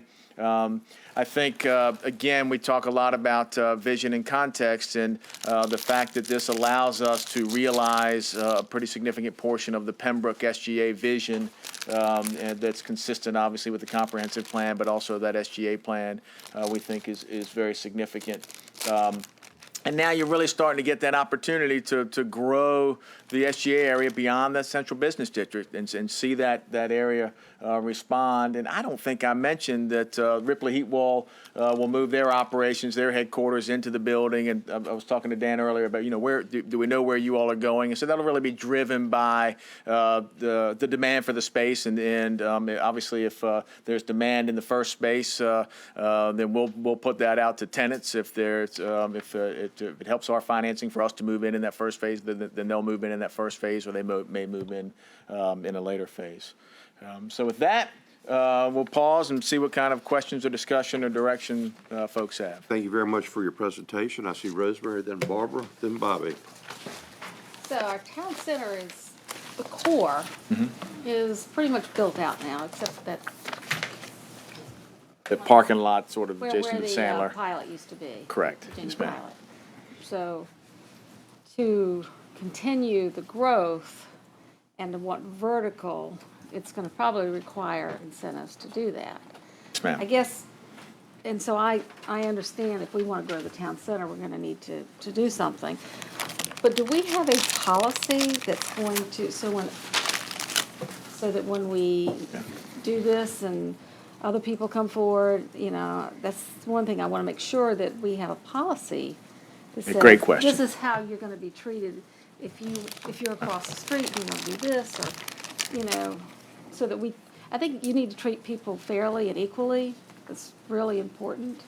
So That's a great question. I should have been gone into more detail. So when I stood up in front of you all a few weeks ago, we talked about kind of the framework for the conversation around economic incentives, and that's that whole idea of vision and context. And we agreed that we would start to go out to the stakeholders, Virginia Beach Vision, Central Business District Association, Chamber of Commerce, others, and frankly, revalidate the SGAs in particular, but that vision, but also talk about exactly what you just said. What is the appropriate mechanism for incentivizing these projects? And we stood in here and agreed that each of these SGAs will be a little bit different. And so the one thing, I think it was Ms. Kane that said, what are you going to do to projects that are kind of in the queue? And I said, we got one coming, and this is that project. And so we're really, in some ways, looking at them under the old process. But now your development authority is working through that process of coming up with a pretty specific framework for the economic incentives. We are pretty focused right now on the Tourism Development Financing Program. So in June, we'll have a lot of conversation with the authority next Tuesday, which you'll see about the program itself for TDFP. In July, we'll talk about how we determine a gap in a project and how we determine a void in tourism. But in parallel to all that, we're going back to the authority with every one of these SGA plans and laying them out, particularly for the authority, because as you've seen, that's the group that enforces these things. So we're going through that process to bring you exactly what you're asking for, which is a consistent, predictable economic development incentive program. And if I may pile on, we're viewing this as staff as like the TIF Phase 2 approach to the Central Business District use of TIF money. Those organizations on the peripheral of the core and the quadrant that we have developed our town center from to create the parking structures, the free parking structures that have incentivized the private investment associated with the high rises and the Phase 6, all the way through Phase 6. Phase 2 not, still working out how we're going to deal with that block where we bought the pilot and the corner there. That's why you have a town center, is because you took, you created the TIF, you dedicated those funds, it created the capacity for Patty to work through the bonding and all the aspects that provides the funding for the parking garages, which is the huge incentive for them to build towers on top of them and other structures around them. Armando Hoffler's been blessed to have that opportunity to do that in all those phases, and we're very appreciative of the partnership we've had with them. And everything that we knew would happen, everything that was projected would happen, has happened in those tax revenues. And we weathered the recession, and that graph kept you above. We never hit red, and Patty needs to change the color of that graph from red because it isn't but red. We always operated in the black, and it paid for itself. And so because this Ripley Heat Walls properties that are at Bonnie and Constitution Drive Extended are inside the TIF, they continue to pay into that fund that paid for those garages in the main town center. Now it's an opportunity for us to expand into that red area that you saw, that TIF area that everybody inside there is now paying real estate taxes into that TIF. It's now the Phase 2 aspect. It's different than an SGA. It's different than tourism development financing program that Doug just talked about. It's really a third entity of incentive programs. It's a dedicated source of revenues that goes into a pot, and that pot has been used to provide parking. So when Ron and Andy brought this and Dan brought this forward, and we engaged the council liaisons of the Development Authority to look at this and to say, should we expand the development of our town center utilizing that which we put into the Central Business District TIF? And that's why this is a uniquely different aspect. And I think that if we have these TIFs, you have to decide where you want to leverage the dollars that they're contributing. And this is a pretty good ratio with a very strong commerce tax base that comes back through multiple use, hotel, office, and residential apartments. Because if we looked at what they would probably be able to develop on there, it would be another apartment complex with surface parking lot, with a great view of town center across the Constitution Bridge Extended. And we would never realize the but-for taxes that we're going to realize by incentivizing them to move forward with their project. But I still think we need a policy. Yep, we agree. And I agree. We really need to have a policy. And I do have another question for Patty. So the original Phase 1 of Town Center, when we took out the bonds, I would think that the payoff of those bonds should be approaching, how many years? 2021, 2022 is really that great point where the old TIF starts to have additional capacity. rather close until then.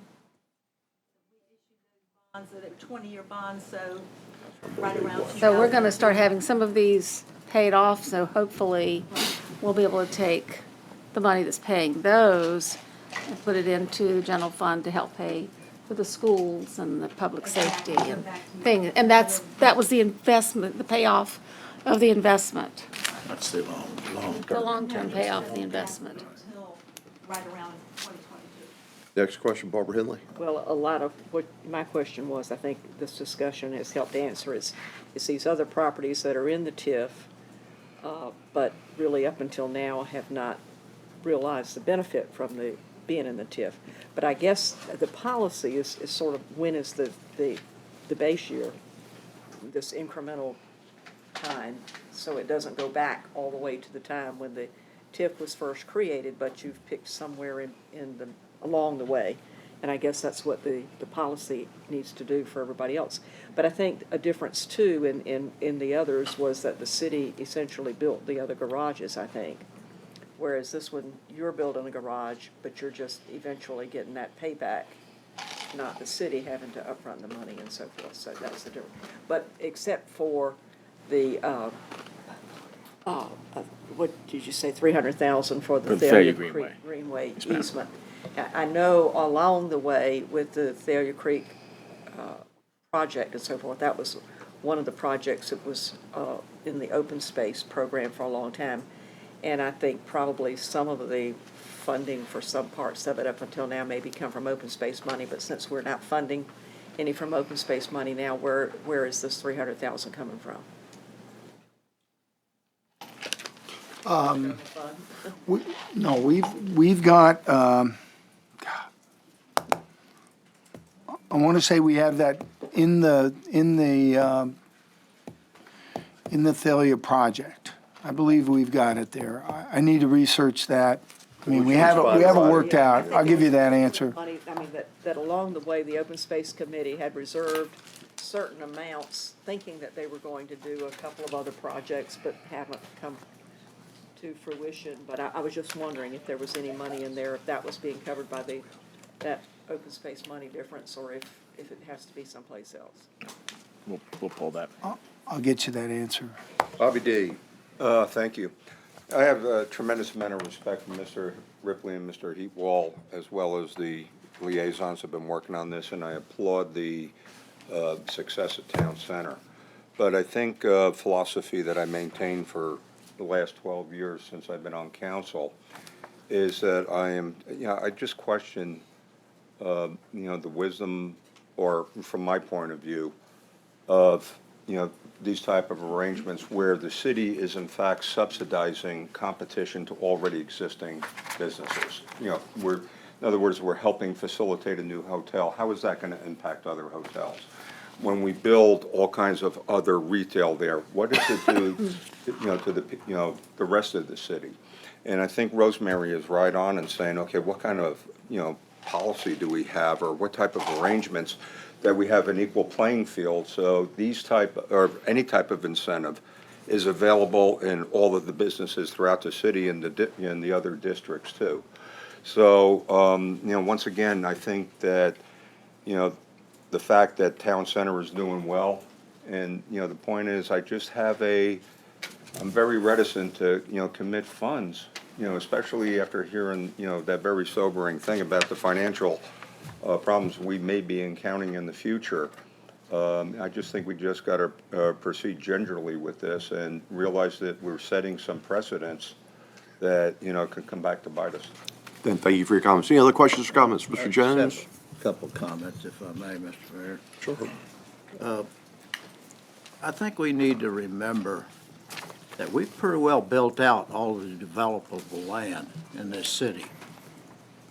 And most of our growth in the future is not going to be by continuing to build subdivisions. It's going to be by going up. And that's what this project does, basically. So if we want to have a continued growth of population and the economy in the city of Virginia Beach, we need to think in terms of going up rather than continuing to spread out, because we don't, with what we've done with BRAC, what we've done with the, what is it? TA, and so forth, we have basically eliminated, from the standpoint of growth in this city, many future subdivisions. And so our growth is going to be up.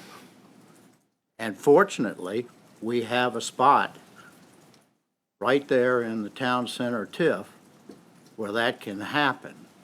And the benefit of that is that as those people move into that area and they spend their money, they're going to spend it at town center, which was what our goal was to create this retail, create this center where we could, create income to support schools and support police and fire and so forth. So that's the part of the goals of this particular SGA. And I think it fits perfectly with the goals of this SGA. It fits perfectly with what's going to happen in the future in the city of Virginia Beach. And as far as growth, because our growth is not going to be by continuing to spread out into subdivisions. Our growth is going to be by virtue of the fact that we don't have that land to build on anymore because of our policies, which I personally have supported, of buying up the land to maintain Oceana and so forth. But the truth of the matter is if we want to grow, we got to grow up. And that's what Town Center does. It creates additional tax revenue. It creates additional economic market for all of the retail and the restaurants and so forth in Town Center, which creates additional revenue to pay for schools and so forth. So I think it fits in perfectly. Thank you for your comments, Amelia, then Jim Wood. Yeah, I just wanted to go back a minute. You mentioned about this incentive is different from the SGA, from the others. You also mentioned where they've already been doing some investment into it. So what you're looking at is almost like grandfathering them on into the program? Okay, I would say, well, I'd say it a little different. Yes, is a short answer. But I would say to you that there's sort of two conversations happening. One is what the manager is telling you in terms of how we're going to expand opportunities in the town center area using this TIF model. So that's that piece. The other piece is we stood before you in a couple weeks talking about the SGAs and really the SGA investment policy. And I think the feedback we've gotten from you all is each of these SGAs is different, and each of them needs to be treated differently. So does that answer your question? So I don't know that we're grandfathering them in that they were, to Ms. Kane's question of, they were in the process, they were pretty far along. We'd had conversations with you and the authority in closed session, so it wouldn't, I like to say time kills deals. So you didn't want to hold them back until we finish this process this summer, so. Yeah, I understand that. The other thing besides on slide 13, where I have the light blue, what exactly is going to happen in that? You said a developer is going to do something there? Go back to the site plan. Where do you want to be, Ms. Hammond? 13. 13, there was the low water. Yeah, but if you go back to the other one, it'll show you the. Where do you want to be? Here? Oops, Nope, sorry, nope, sorry. nope, right there. Gotcha. Ms. Ross Hammond, this is the Thalia Greenway. This is Constitution Drive Extended. This is the current City View project, and where they're building their offices here, apartments here, parking here, hotel here, and a future development not part of this deal on the waterfront here. And we have created this piece here from the Constitution Drive Extended, has a nice crossing there. Phase 2 was to get us around to about this location, and then phase 3 is to bring it up and around, actually it's going to cross all the way up over here, and it's going to tie in to Independence there. And so what we're doing is creating a boardwalk through the Thalia Greenway in the most urbanized, dense area of our city to preserve that natural space for centuries to come. The great Jim Wood. I heard it. Are you done? Yes. And you heard that? I did hear Thank it. you. I think it got on the, I tell you, Doug, if you could slide to slide 15. Sure.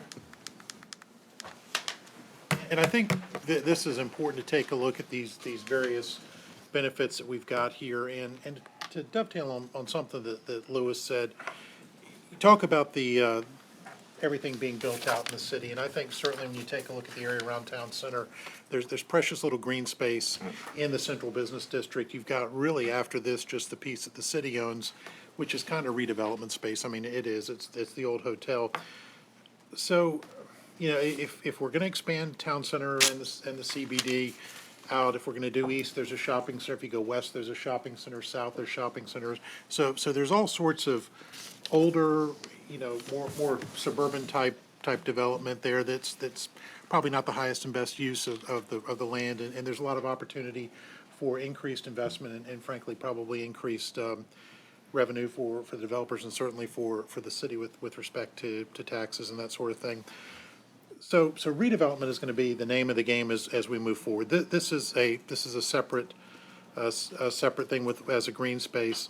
It's also, and I think this is important to note, it's the first new development receiving any kind of major incentives in the town center TIF with a different developer than the original town center developers. And I think that's important because we hear about this from folks who are in the TIF who say, well, why can't I participate in this? And I think this kind of shows that, you know, given an acceptable deal from the city's perspective, where you're getting you know, enough private sector infrastructure and investment that the city can certainly participate with that and still come out on the net positive, not just with the dollars, but with all these things that you list right here.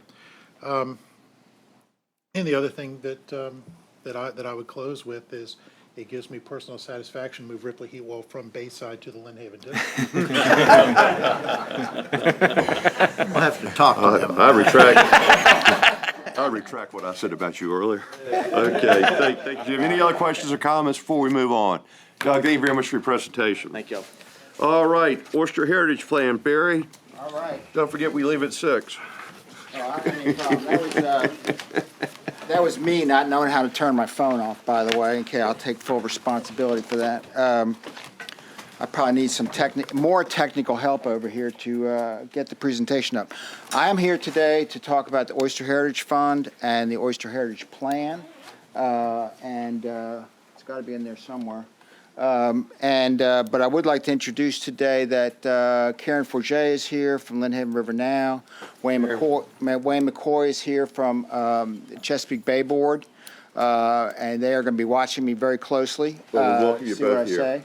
And Dana Harmeyer was here, and Patty Phillips and Kay Wilson are supporting me on the legal issues and financial issues, and Lyndon is here, Linda Ramirez is here as far as the auditor's report.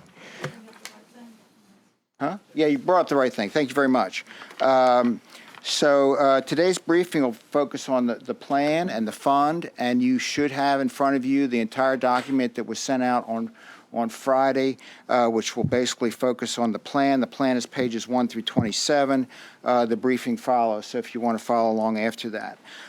So basically, I'm here to tell you that of all the issues I've ever worked on, this is the very well documented, very concise, very clear set of information. In fact, you've had the Oyster Heritage Fund was established in 2002.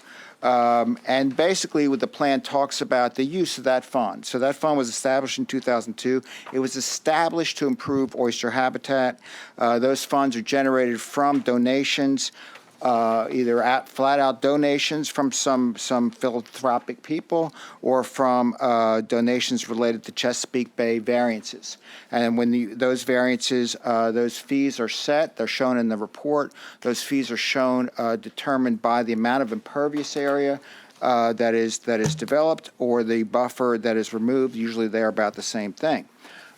So during this time, of all actions of all the programs that you could identify, there were 14 council actions related to this program. Every expenditure, every bit of revenue was documented. There was no discretionary expenditure of funds whatsoever. So every action related to this fund, every payment, every outline of action to who it was going to be paid, what the action was going to be, was identified in these council actions. It's unfortunate that we did not have an official plan. It is true. Then that was referenced since 2002.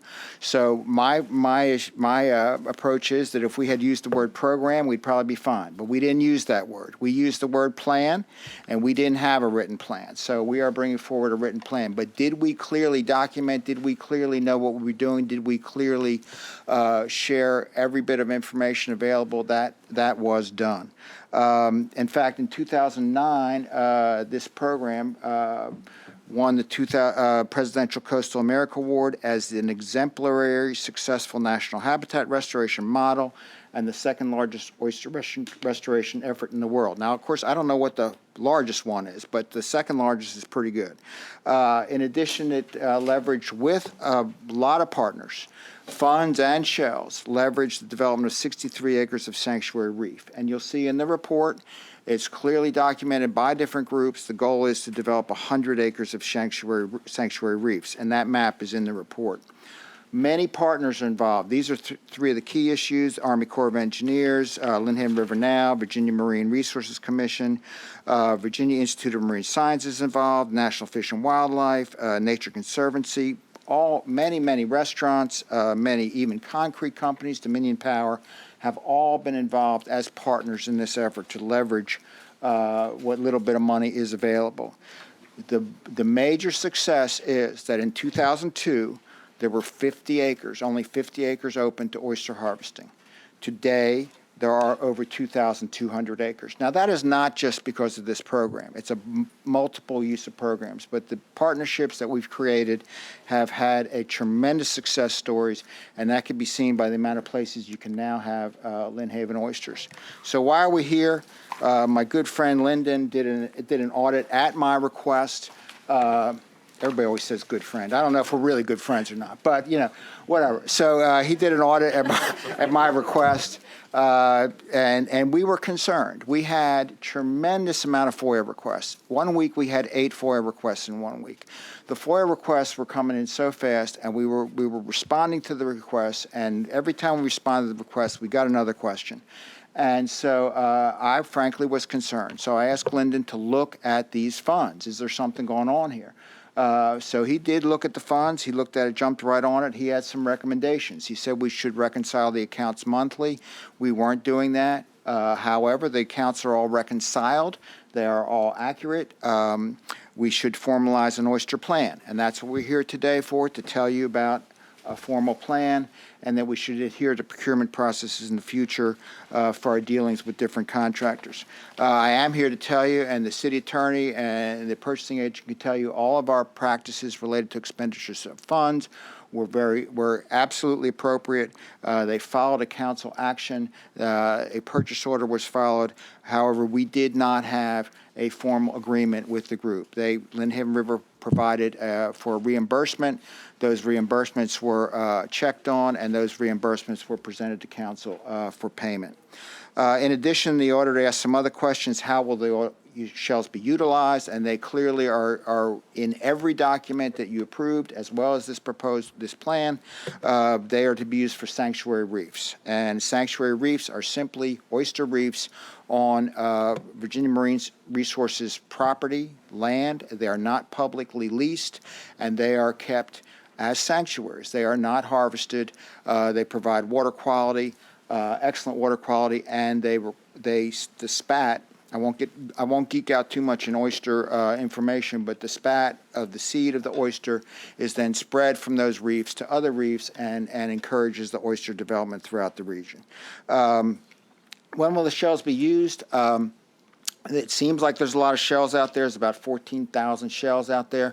We could easily use them in one reef or 2 or 3 reefs. I'll show you some examples of how they could be used. We expect they would be available for use, and there are some projects in in the works right now with the Army Corps, with Lynnhaven River, with National Fish and Wildlife Service, that would identify for the use of those shells. But clearly, they're just to be used for sanctuary reefs. Who would do this in the future? So in the past, we had the planning department was doing the contracts with Lynnhaven River, and they were taking the shells, and Public Works was watching the shells, and so in the future, Public Works will be responsible for the storage of the shells and any use of the shells at the landfill, so they will monitor that use. Some money facts. I've told you that I'm supposed to do it. I'm looking for it to turn. Okay, money facts. The fund was established, as I said, in 2002. Total revenues were almost $700,000. All the expenditures in that fund were related to preservation or construction of oyster reefs or education. They were all identified in specific council actions. Lynnhaven River had some payments for educational materials and for recycling of shells. The total paid to Lynnhaven River was $267,450, not $600,000. So all the funds in this program did not go to Lynnhaven River, a portion only for certain services. The rest of the funds paid went to Virginia Marine Resources Commission and the Army Corps of Engineers, a total of about $289,000 for the development of reefs in partnership with the Army Corps, Lynnhaven River, and Marine Resources Commission. The balance of expenditures were city staff and temporary staff performed site evaluations and monitored some issues related to design for future construction. The current balance is $556,000. Thank you, $650. If I didn't say it, I think I did say it, but I'll say it again. All these accounts were completely reviewed by Lyndon, but completely reviewed by Patty's group, found no inconsistencies whatsoever. We had over 800 receipts. They were reconciled, they balanced, so there was no inappropriate use of fund. The shells, we have been all over the place on shells. Lynnhaven River documented that they recycled 18,404 shells. In addition, we got 700 bushels of shells from Awanchi's packing plant. What shells were used were 5,000 bushels with the Army Corps and Lynnhaven River Now, referenced just previously. Just recently, 600 bushels were used for the intertidal reef and the oyster castles at the aquarium and at the boat ramp. So with that being said, I did talk about, so there's about 14,000 shells left. They would be available only for sanctuary reefs and with appropriate partners, which would be the Army Corps or VIMS and that kind of thing. The plan. So what is the plan? This plan is so simple, I've been able to summarize it to one sheet. This plan, the Oyster Heritage Plan, is to recycle shells. In the future, we will do an RFP for nonprofits, establish annual contracts with nonprofits. We will store the shells at the landfill, and we'll keep a ledger of that. And as said, if they are used, Public Works will keep track of the use. All the money and shells in the fund, the program, goes to establish sanctuary reefs. Those reefs, as I said before, are owned by Virginia Marine Resources Commission. They are not for harvest. They improve water quality, and they increase oyster population. In the details of the plan, we go into a lot of details, more details on the appropriate use of the funds related to sanctuary reefs. Annual surveys. In the past, Lynnhaven River has done annual surveys on the status and the oysters in the reefs. Other groups do the status of their reefs. We have only paid one invoice for survey of the reefs over all that time, and we would hope our partners continue those surveys for us. We commit to reporting and communicating all results related to this effort. So you see, I note here again, an annual report to council. Much like I used to do with open space, we expect once a year to give you a report. This is how much money we got. This is how much money we spent. This is where the shells went. This is what's going on. So we would make sure that came to you on an annual basis. Ongoing research and analysis. This does not imply that anybody's going to spend a lot of money doing a lot of technical science research and analysis, but we are part of a team. We are part of a team of experts and professionals, and that staff would be involved on a case-by-case basis on the identification of reefs, where they go, what value they have. Some cases they could be on city property. So that is the analysis and research that would go on. And finally, I talked to you about the annual report. We would report back to you on an annual basis. Any changes to that plan, any changes of the use would clearly be communicated to you in one way or the other. Either we communicate it to you as a change in the plan, or we communicate it to you in a council action, or both, related to expenditure of funds. Again, no funds can be expended, no funds can come in without your approval. So a question that we would have is, what action would you want to take on this plan? You could basically tell us you like the plan and nod your heads, and we're good, and we'll come back to you when you need to. If you want to, you could endorse this plan or and adopt it in some formal way. Whatever way you want to do, we'll be glad to make that happen. Lynnhaven River, recycling. I had some great pictures in here. If you've ever seen it, the SOS, Save Our Shells, and some nice person, but it's not the greatest job in the world, drives around with their own car, towing a trailer with a bunch of bushels in the back with all the oysters they pick up with 20 or 25 restaurants around the area. So you go have oysters, you put them in the bucket, they go outside in another bucket, somebody picks them up, and they recycle them back to the landfill. As last counted, we have over 20 restaurants. If you go into one of those restaurants, you see a nice display about recycle the oyster shells, what they're used for, and they're collected on a regular basis.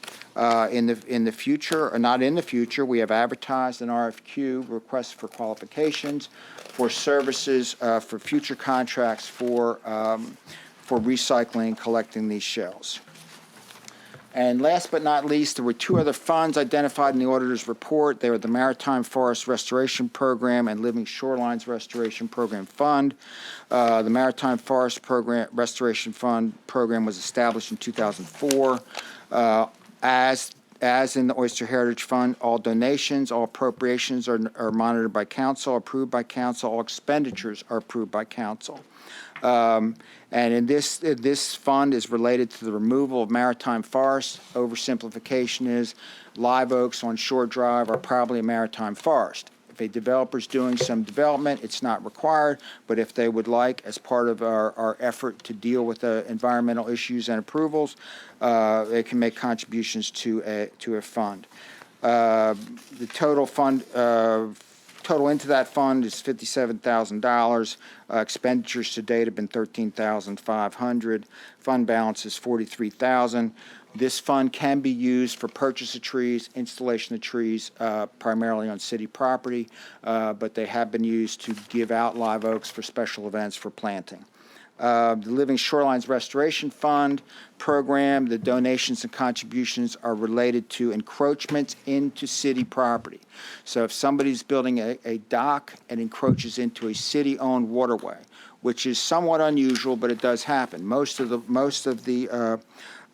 waterways are basically owned by the Commonwealth of Virginia, the bottomland. But if it encroaches into city property, then the encroachment has to come to you for approval, and the encroachment requests a modest donation related to that. Those funds are put into a Living Shoreline Restoration Program fund. They are used for small projects on city property to create a living shoreline. A living shoreline simply is not riprap. It's something else. It's a coconut core log, or it's some other more organic type material with planting that creates the shoreline and creates a buffer. Currently, there's $9,000 in that, at $9,700. We had one small project for $1,989. So that gives you a quick overview of where we are, what the issues are. Hopefully, adds a lot of factual information to this whole issue. We appreciate With Jim that, Wood. any questions? Jim Wood, then Barbara. First, I would like to recognize Lynnhaven River Now's great efforts that they've done with this oyster shell recycling program, because I see them out at all sorts of different events collecting the oyster shells, and I think that's a great thing. I did have a couple of specific questions. The first is, as I read through this document, I was kind of unclear. You said the plan is to work with nonprofits, only do an RFP for nonprofits. For collection of shells. Okay, so that was not, all right, I thought it said nonprofits for actually the sanctuary reefs as well. Well, if you call Army Corps a nonprofit, I guess that Okay, would so be. is there, I don't know. Is there a possibility to work with the private sector in the creation of the reefs? Because it just seems to me that there could be some sort of synergy there if private oystermen can come in and come up with a proposal. I have no idea what the proposal could be. I just would hate to limit that. So if we could look into that, that would be great. The other thing that I really thought was good in here was the ability, apparently, or the potential ability to mitigate damage done during the neighborhood dredging projects. Because as with, certainly in my district, there's a project now that is hamstrung by excessive mitigation cost assessed by the Army Corps or DEQ. And it would seem to me that this would be a really good opportunity that would kind of kill two birds with one stone. So good point. And that clearly clears a recommendation. Yeah, I notice on here it still requires some approval from different agencies, and I would encourage us to get that ball rolling as soon as possible, because that is a very real project and a very real program that, frankly, our city manager started when he was deputy city manager years ago, and it's been extremely successful. And I would like to see us be able to merge these two together and actually do something and not just pay into a fund that may or may not clean the river. So, thank you, Jim. Barbara? Kind of a comment in talking about the Lynn Haven River and the improvements that have happened. Every time I hear this kind of conversation, I just think back to sometime in the late 80s when we had just created the environmental office, and Jack Whitney was that person. And I remember having a conversation with him and asking him if there was just what could we do for the Lynn Haven to try to improve it, to try to clean it, because it was no eating anything out of there, oyster-wise. And I just remember him telling me, won't happen in our lifetime. Nothing to do. And, when we hear conversations like this and all the improvement that has been done to that river, I just think back to that conversation. And it's just amazing, what has happened. And to think that, okay, you clean the river with oysters because that's what naturally cleans the waterway. Is just a phenomenal thing. And to have it being done with oyster shells and these reefs and so forth is just one of those amazing things. I guess maybe we didn't think about that back in the 80s, but it's just phenomenal. What's amazing is an oyster, what they can do. And then you love them so much. And everyone knows I love those oysters. And everyone knows I love those. But did we ever decide, or did anybody ever decide whether this method of cleaning the water and improving the water quality counts toward our TMDLs? I can respond. Good question. Actually, the work group that is looking into that is going to put out some draft documents, probably in about 3 weeks, that will be open for 30 days for comment. So no decision's been made on that yet. But it's got to be an important plus for us. It'll eventually happen, I think.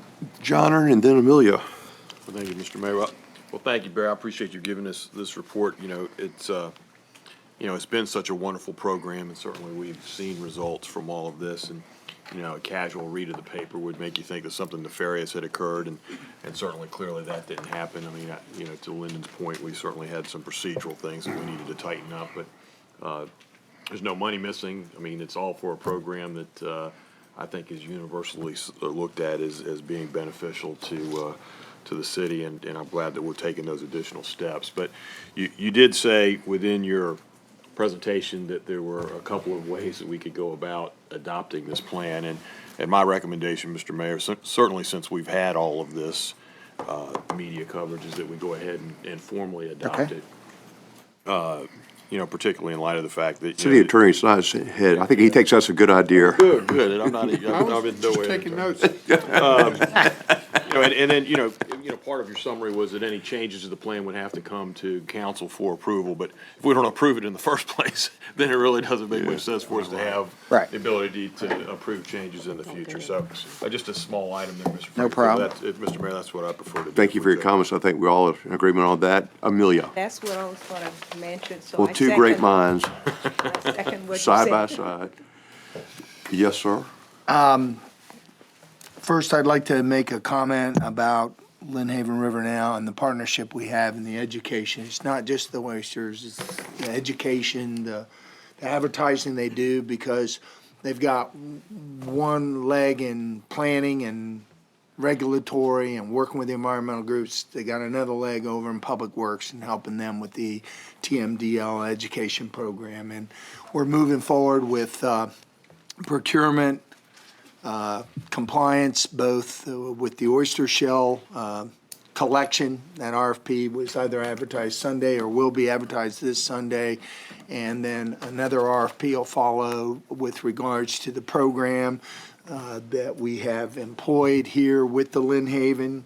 And I think it'll be, we looked at it from a sole source, but we just think we'll just go out and allow everybody to look at it. But we're pretty sure we've got a very good program that they put together for us, and it's meeting all the environmental requirements for meeting TMDL. So that's the good part. The bad part is we have to do some internal financial squaring up. So in your agenda for next Tuesday, you're going to see we do owe some funds associated with the collection of oyster shells in calendar year 2015. And we did not have a procurement document that really allowed that to happen. So we'll be coming to you for a grant and providing you the funding source associated with that collection. And then that'll also square up the amount that is associated with the first half of our calendar year 2016 that gets us to 30 June. We are finding, as we looked into the accounting of this, the costs associated with collection of the oyster shell and some of the administration of it is not being fully supported by the collection mitigation and donation dollars. People are being really careful about what their impacts are out in the Lynn Haven, and we're not collecting lots of money in fines or mitigation, if you will. So we'll be looking at that from a budgetary But standpoint. that's good, going too. forward. Yes, it's very good. It's just, we really hadn't spent time looking at this. I think Lyndon did a great job identifying this. We're cleaning up our administration of it. But I'm very pleased with the staff, and Patty worked very diligently with the comptroller's office to make sure that we could substantiate that we had no malfeasance in the city with regards to this program. Well, any other questions or comments? I think that's the best way to end it. I mean, this is a good thing. It's been a good thing for many years. Frankly, and Linda did his job, the staff has done his job to get this thing perfect, but there was a lot to do about nothing as far as old Will Sessoms is concerned. So anyway, any other business? Want to adopt the plan, or? Yeah, we'll have to have it bring it next week or whenever they can. Any other business? We'll adjourn. Thank you all very much.